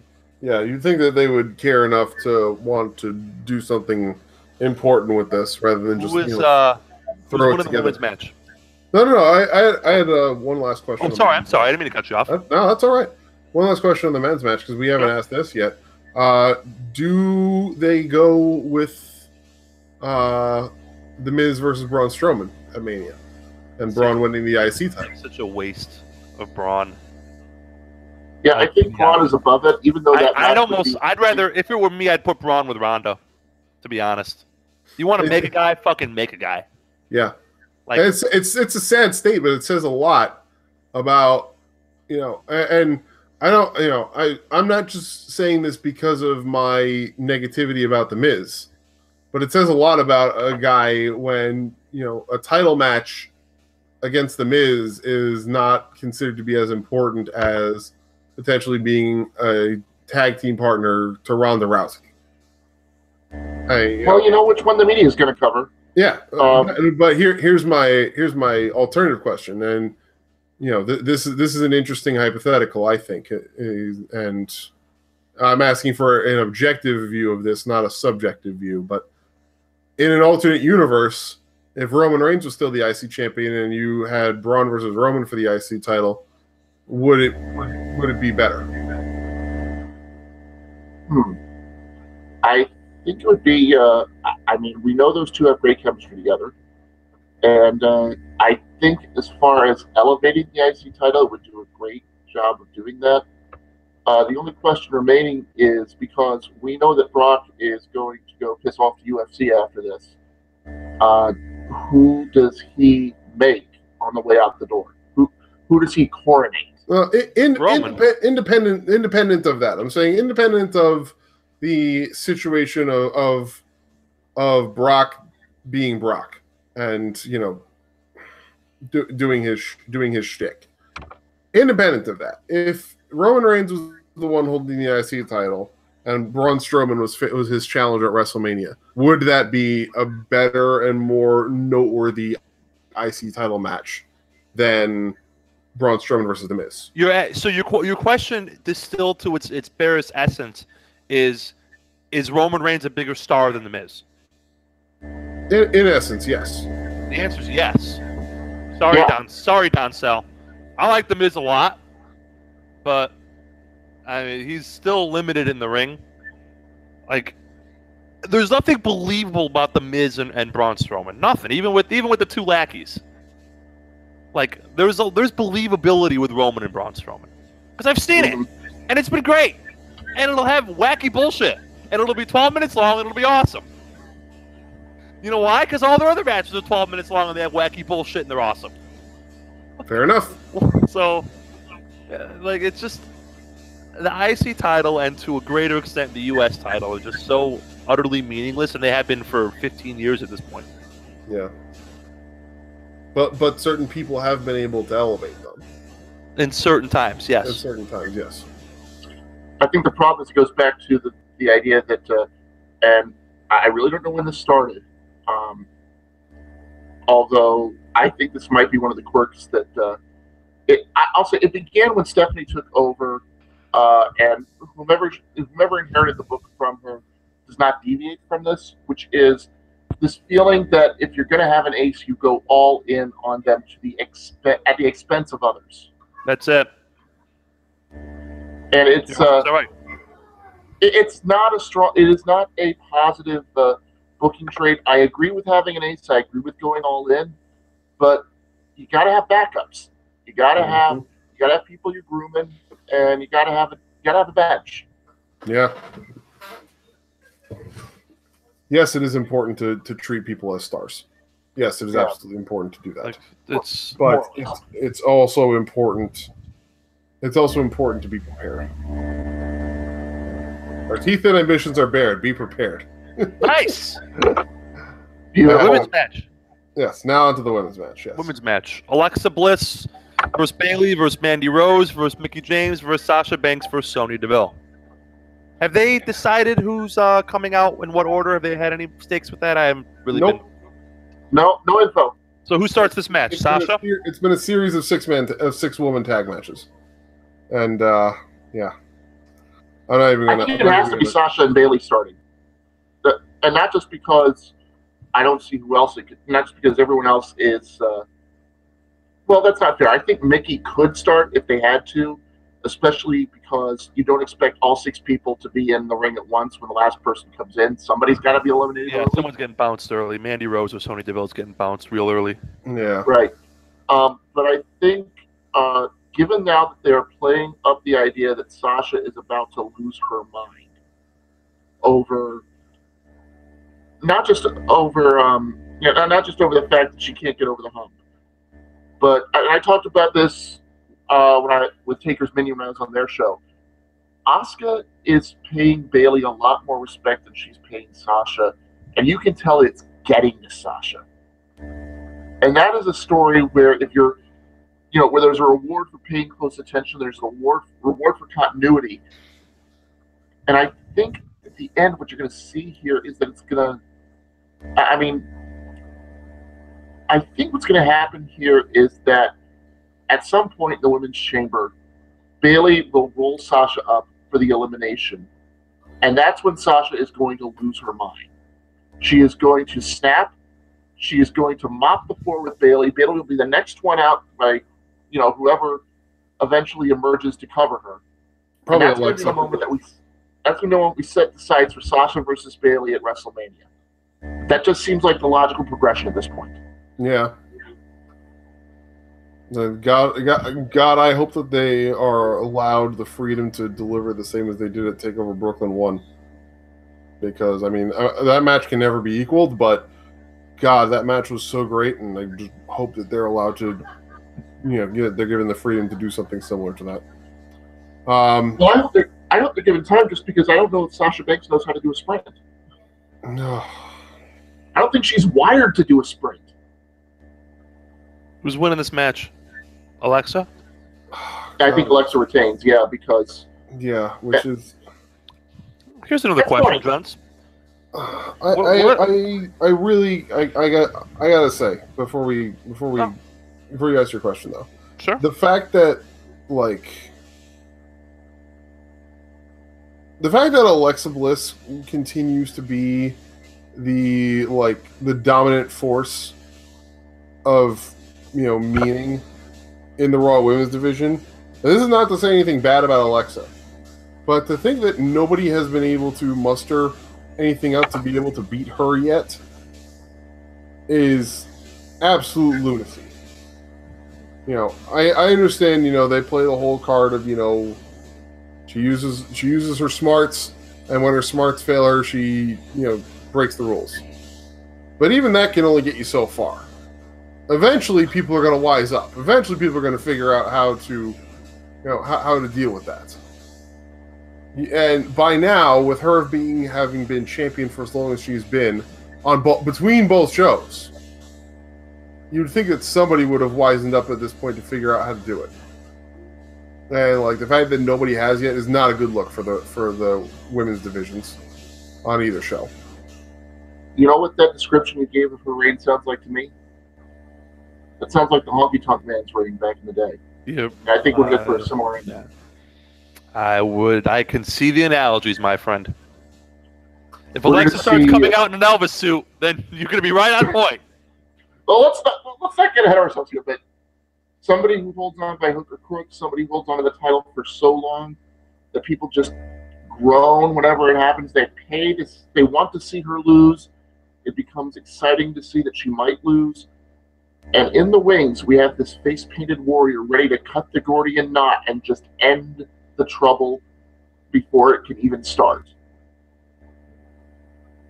Sounds good to me. I hope that they, do it right. Because, an Asuka versus... I don't know how an Asuka versus Alexa match even plays out.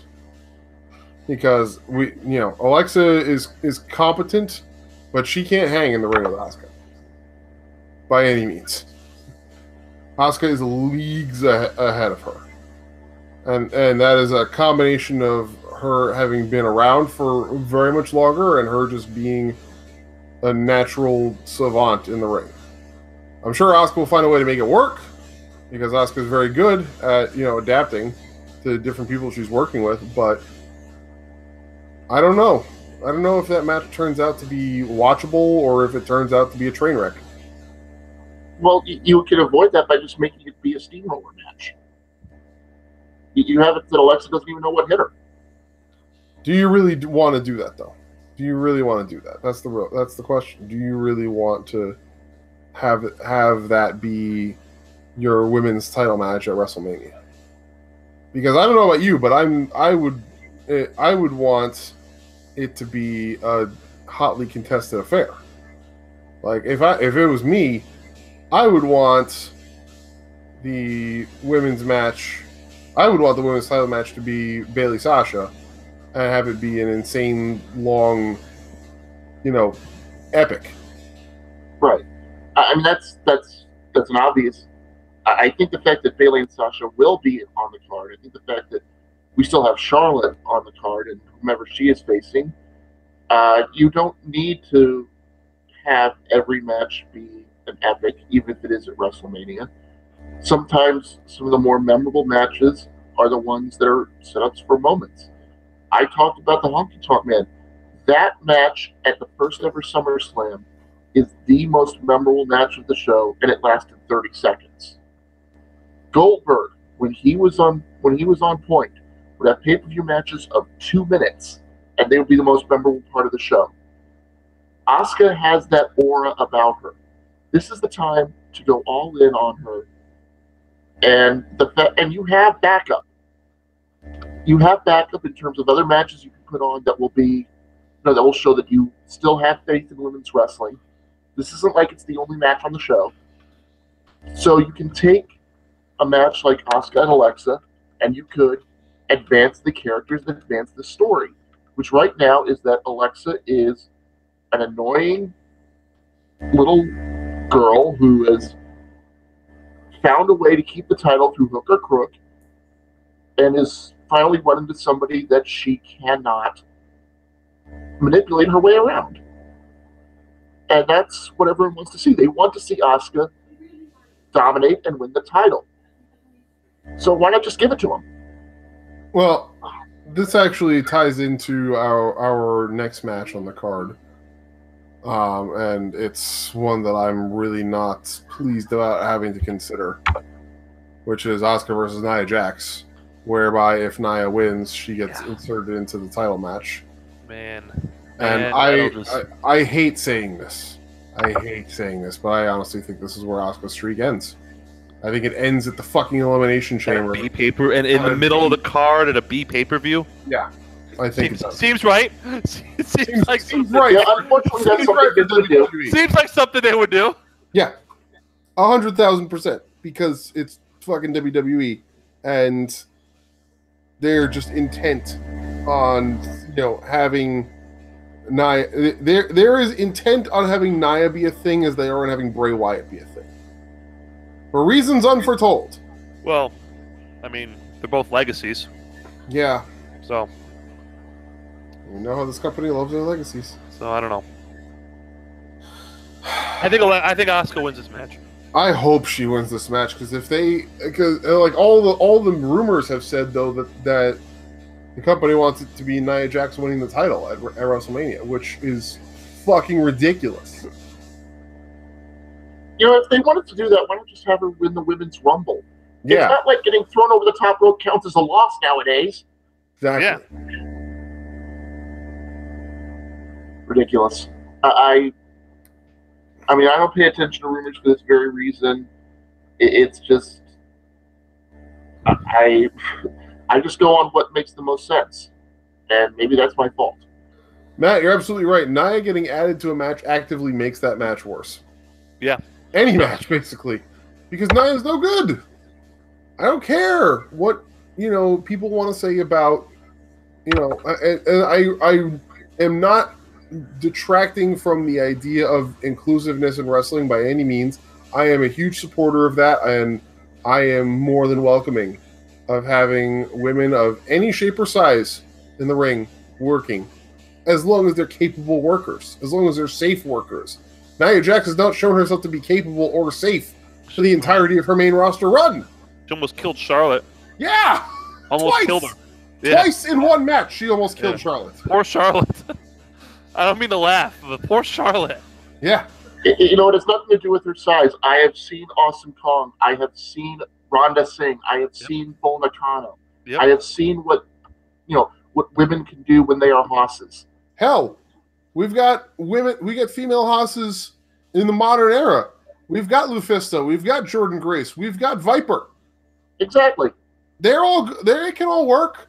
They can all get the job done. Nia is not on their level. No, she's not.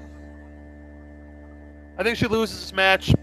I think it's a 2.5-star match, and we all move on with our lives. I really hope so. Do we have any thoughts?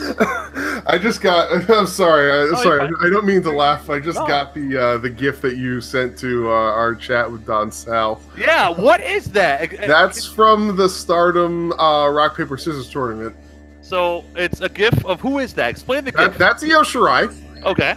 And she is in a costume of a Japanese evil spirit. And, because sure, why not? Yeah, I got to get you this one too, Luke. Go on, Chris. And, I mean... She's nailing... Yes! Yeah, here. Where is Duke? Where is Duke?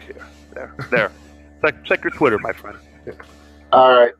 I'm gonna actually tweet this, too, for the class. Like, this is just... That's the only explanation I can give. I'm not going to go into it any further. That's the end of that. But that's the honest truth. That is the reasoning for that. Oh, yeah. Yeah. That's, yeah. Speaking of weird, wacky shit, Woken Matt Hardy versus Bray Wyatt. Like that segue? Yeah. This is also, this is the honorary George Otsavez gets Thai food match, first of all. Yeah. So,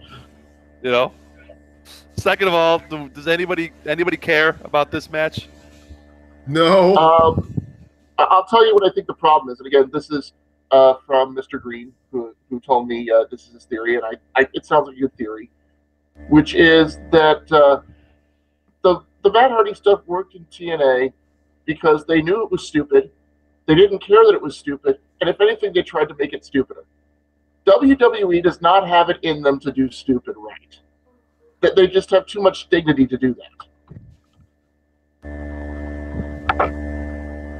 And as a result, you're getting you're getting a Matt Hardy who is hitting the same notes, but it's not really the same Matt Hardy. So Fun. Yeah. Bray Wyatt. The problem is that Vince McMahon doesn't know what he's doing. So he, Oh, yeah. but we've known that story, you know. So yeah, I don't care about either one of these characters. Bray Wyatt is on the list of guys that I actively hate, and I mean characters, wrestling characters. Oh, guys that I actively hate. Guys, I'm sorry if I'm speechless, but I just saw it. Yeah. See, What the hell? and a big mallet is what a screw and a big mallet threatening to stick Tony Storm in the butt or something. What did I just read? Yeah, I will destroy Tony Storm's butt with a giant like croquet mallet and a screw. Tony Storm is whatever. Anyway, it's Japan. It's weird. Japan is weird. It's a weird fucking place, ladies and gentlemen. Weird place. Speaking of Japan, we got Honor Rising to talk about real quick once we're done here. But All right, so I don't care about this match. I try. Bray Wyatt, get the fuck off my television, dude. Get off. Go away. Leave my television. You know, leave now and never come back. Yeah. I feel that way about Bray Wyatt. I feel that way about James Ellsworth. I feel that way about... That's pretty much it. Just those two. It's a smaller list than I thought. You know? yeah, Like, wrestling characters I actively just don't want... I want nothing to do with. Like, get out of here. Sami Callihan starting to enter that list because his weird spitting shit. Get the hell out of here. You know? Yeah. So, all right, you got any thoughts on this disaster of a match? All right, are you excited for the? Let's look at the card from a big angle, guys. Are you excited for this card? I mean, I don't know. Honestly, it's hard to say because you've got two singles matches that by all accounts are likely to just be not worth my time. True. And then you had the two chamber matches. It doesn't seem like there's a lot of substance to this pay-per-view, and they've got at least 3 hours to fill. I don't like the idea of both chamber matches going for an hour. I feel like people are going to get. I think either both chamber matches go for an hour, or we get like 25 minutes of Nia Jax and 25 minutes of Bray Wyatt. No, there's one other. Oh yeah, there's the Ronda contract signing. Yes, and there's completely. There's also a match that, now that I think about it, this could be a sleeper match. This could be a fun one. What do we got? Cesaro, Sheamus, Titus, Apollo. Apollo no longer Cruz. Also, no. You're not into that one? I could be high. Titus is Titus, but the other three are good, real good. Mm-hmm. So if Titus is the hot tag, there's nothing wrong with that, you know. Yeah. Titus fits into a role that he's sort of become the yardstick like a Bob Holly or a Brutus Magnus in TNA was. If he is the fourth best person in a tag team match, you're going to enjoy the match. That's not bad. That's not a bad way of putting it. And here we've got Cesaro, of course, is world class. Apollo is incredibly athletic, and we're just waiting for him to put it all together. Sheamus has been around for so long that he can put together a decent match in his sleep. And Titus, like you said, he's going to be the hot tag. He's going to bring the energy. He knows how to fire up the crowd. I think this match is going to be one that people talk about and say, man, I didn't know the Titus Worldwide had it in them. You're talking me into this, my friend. You're talking me into this. I hope they do run with it. I hope they do. Because they've managed to make these guys quite enjoyable to watch on a weekly basis. Titus Worldwide is a lot of fun on a weekly basis on Raw. I would not be opposed to watching them in a match against the Bar. I would expect the Bar to retain, but I wouldn't be opposed to watching this match. And hey, if Titus Worldwide does win the titles, that would be pretty cool. I wouldn't have a problem with that. Yeah, it's going to be fun. I think that's going to be a match that people. I don't see this match being something that's that's going to be boring. I think it's going to. I think it'll work. That's. I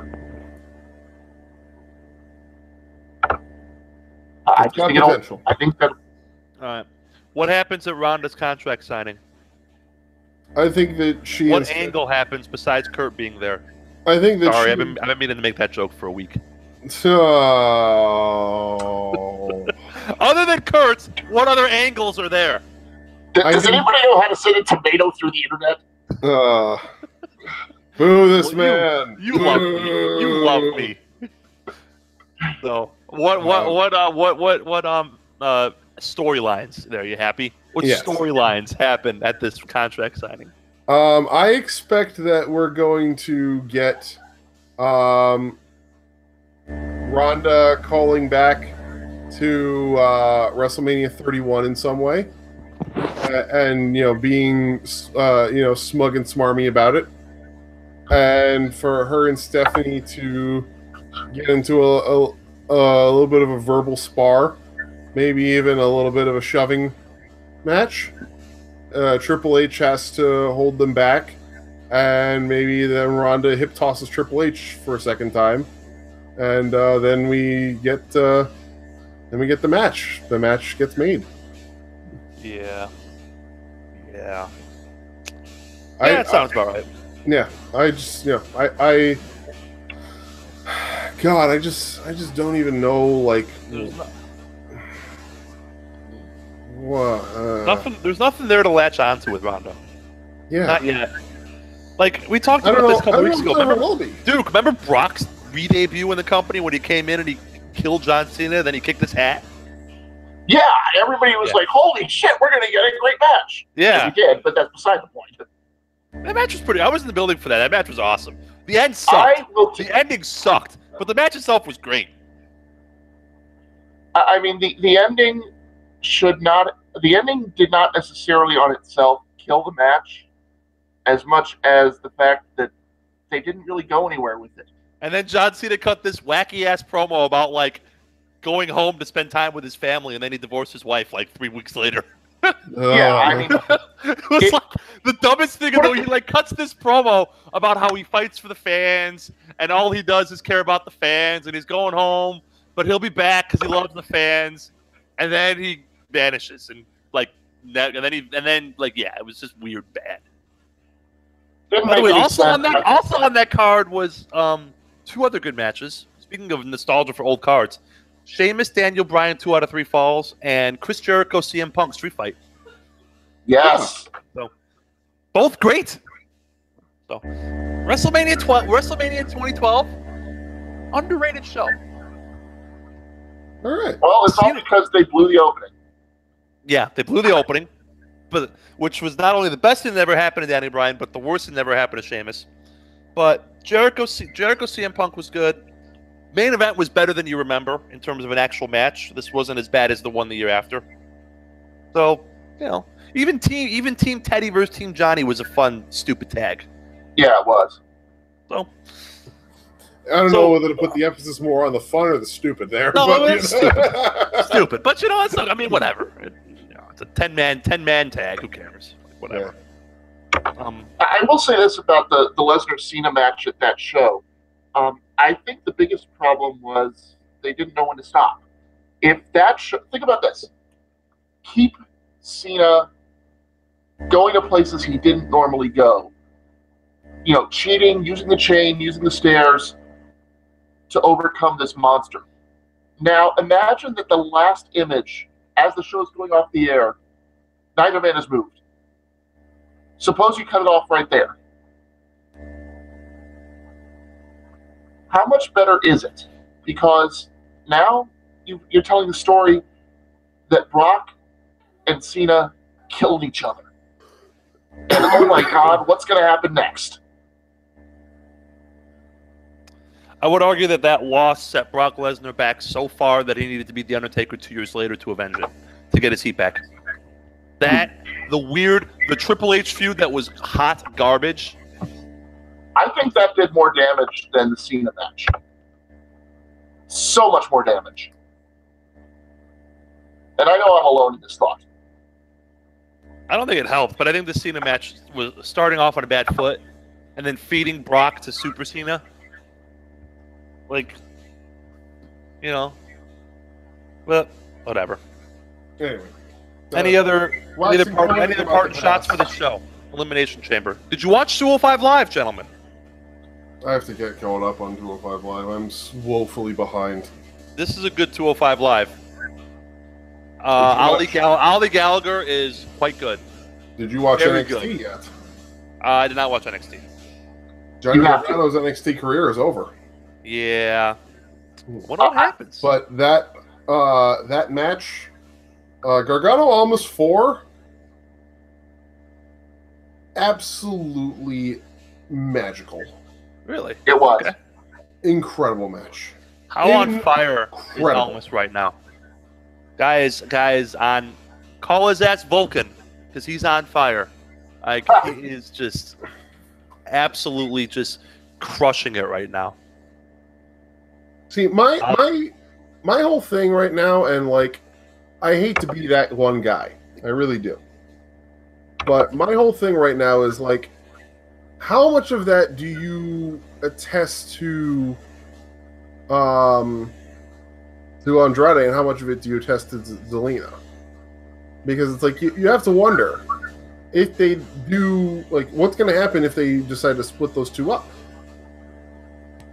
I hope they never split those two up. I hope they never do either, because they're great. Yes. Yeah, if they really just build off of each other, and you could tell that Andrade started to give a damn when he started to have a. I mean, this I think is sort of a red flag for him, that he didn't care until they came up with something to do with him. Good point. No, it's a good point. That's a little nervy. I will say this, by the way, even as somebody who had read the spoilers, who knew what happened, you know, watching that match, and brother Chris, since you can you back me up on this, even knowing everything that happened and knowing the result, I was still saying, Ciampa, you fucking bastard! Yep.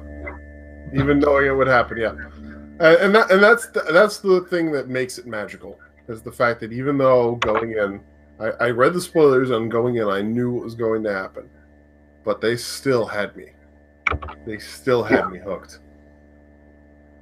And I gotta say, like, just to answer to your bit of apprehension about Andrade not really doing anything until they had something for him. I mean, on the one hand, I can understand why he would do that, because the guy before he came in here was one of the hottest stars in the world. So I can understand him maybe being a little bit,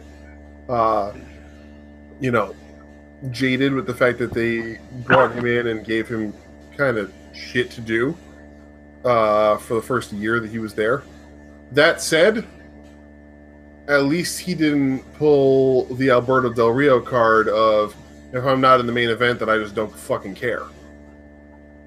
Because he certainly could have pulled that card too. Yeah. There is that. I don't know. It's, you bring up Alberto Del Rio. We talk about Andrade here. I'm reminded of Mystico back in the day. Is there something in the water in Mexico? Yeah, cocaine.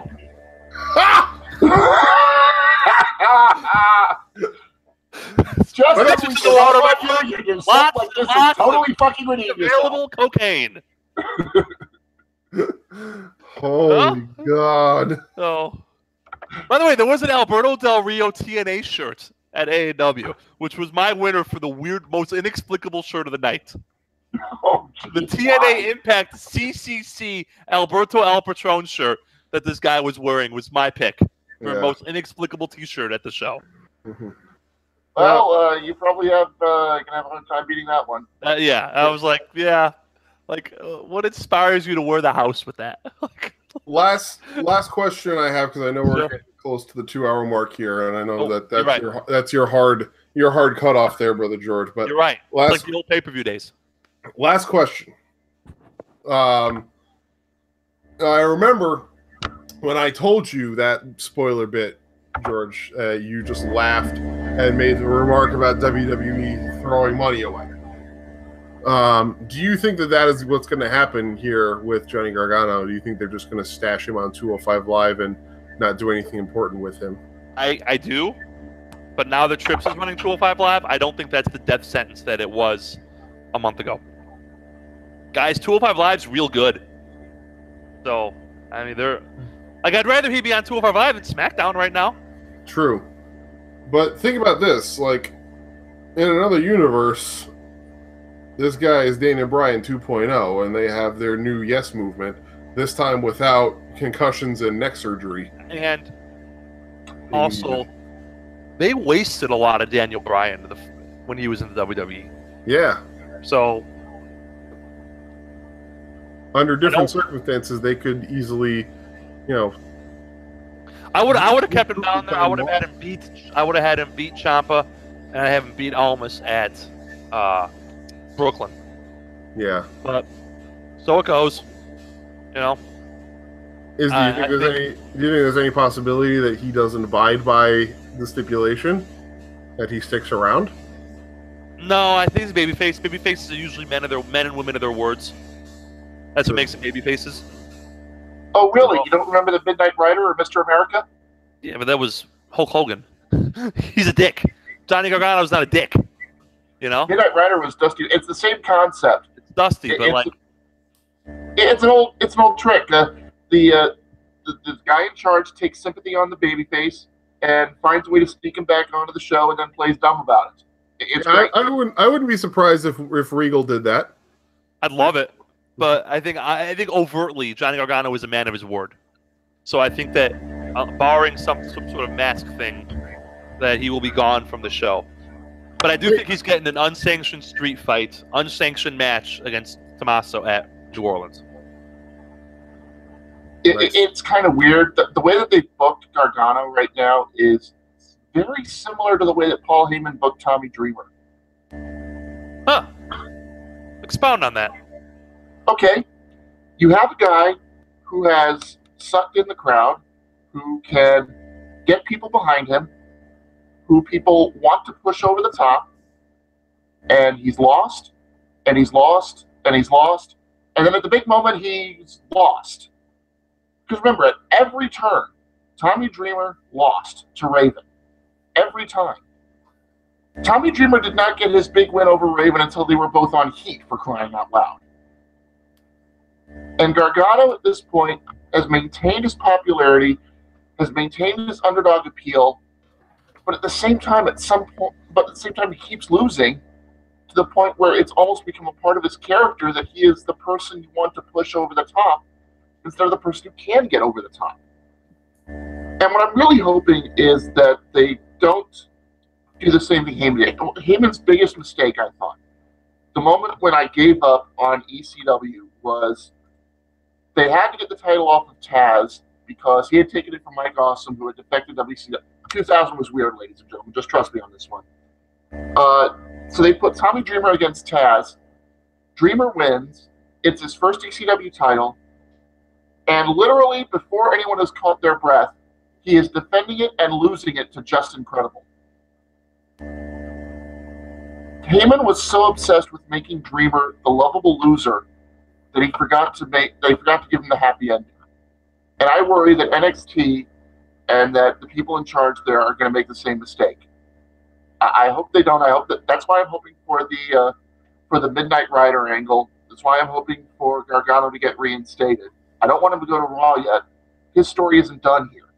he needs to get his happy ending. If that makes any sense to any of you. Yeah. Okay. All right. Seems like a good place to wrap it up. Yes, indeed. Duke, plugs. All right. Tell us where to find you, Duke. All right, if you want to look after me, I am on Twitter at CSSDuke. You'll see me pop in occasionally on the daily. Also, I will tell you that hopefully I'm in discussions right now for when Shooting the Breeze does their WrestleMania special. They want me to come on, give a few predictions of my own. And if you want to meet me in person, you can always check me out at the Nova Pro shows. Next show is March 10th, Saturday. It's going to be a twin bill. It starts with Sink or Swim, which is an open tryout show. And the night show is going to be Ripper to Shreds, an all-female card. It's at the Annandale Fire Department in Annandale, Virginia.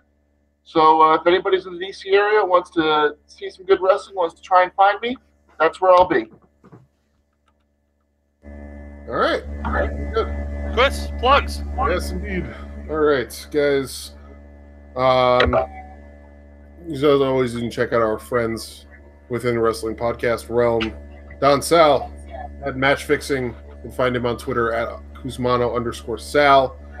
His show is usually on Friday nights. I do not know if there's a new episode this week or not, but give him a follow and be sure to keep up to date on his stuff. You can also follow our friend Philip Dawson with the Dawson Report. He is at Philip Bexman on Twitter, and he will have his breakdown shows every Thursday afternoon as well. Definitely give him a follow and keep up to date on his stuff. You can also follow our friends at The Married Marks, Not Your Demographic, and Facelock Feministas at all major podcast and syndication networks. And finally, of course, last but not least, our brothers in Shooting Debris on Saturday mornings, 11 Eastern, 10 Central. Taker's Mania message I can send you, bring in you all the most enjoyable wrestling coverage in the world. Two funny, wonderful guys. So definitely check them out. And if you get a chance, ask Taker's Minion about the Phil Jackson story, because we talked about that off the air. So I hope he brings it up at the next show. The Phil Jackson story. Nice. He knows what it is. So he'll be reminded. Excellent. Oh, Sal, thank you in the chat. Sal says next show is dropping tomorrow. So, yeah, definitely give Sal a follow and make sure to check that out. Because Sal knows his shit. Sal knows what he's talking about. Does he ever? Yeah. You can follow us on Twitter at 2guys1sport, number 1 in the handle. The link below the video will have our iTunes link where you can subscribe, give us a rating, give us a recommendation, and of course let all of your friends within the wrestling fandom know that we are here on Thursday nights, and we are always welcoming of new listeners. Please bring people on down. We are always glad to have new people coming in to listen to the show. Next week is the big 1-year anniversary show. And we still have no idea what we're doing. Still have no fucking clue what we're doing. No clue. In typical 2guys1sport fashion, we have no idea. I was going to say, what else is new? Yeah, I was just gonna wing it. Yeah. Just gonna do what we do best. We're gonna wing it. We're gonna have an I can speak the English language. No, we're gonna have an Elimination Chamber recap. Honor Rising, which we didn't talk about. Honor Rising we'll talk about, and we'll get to the Evolve results that I didn't get to cover this week, and whatever else comes to mind. And maybe we'll have an answer to who does John Cena face at WrestleMania. Yeah, maybe. America's favorite running gimmick. Yeah.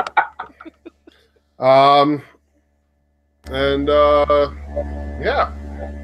That's it. George, take us out, please. As always, a sincere thank you. First of all, thank you to Mr. Duke for jumping on. Always fun when we have guests. Yes, indeed. Hey, no problem, guys. And if you ever want to have me back on, if you want to discuss the next Nova Pro show when it's over, or any topic whatsoever, keep your DMs open, my friend. Yes. Absolutely. Keep that right arm loose. We're calling the righty in the bullpen. We will keep you posted. Pure thank you to our listeners for hanging out with us, messaging us, chatting us in YouTube. I'm at Giatsavis. My Twitter feed's always open. You want to talk, banter, do whatever, just come on down. Mm-hmm. Thank you for hanging out with us. Thank you for listening I just pulled the Chris. Thank you for listening. Thank you for listening to us. Thanks for starting your weekend off with us. Enjoy the weekend, everybody. That's Chris. That's Duke. I'm George. Don't work yourself into a shoot. Good night, everybody. Support your local indie, everyone. Episode Support 50. your local indie. Episode 50 is in the books, and once again, last time, twitch.tv/crazychris576. Donate to St. Jude's. Support ending children's cancer. Fuck cancer. Good night. See ya.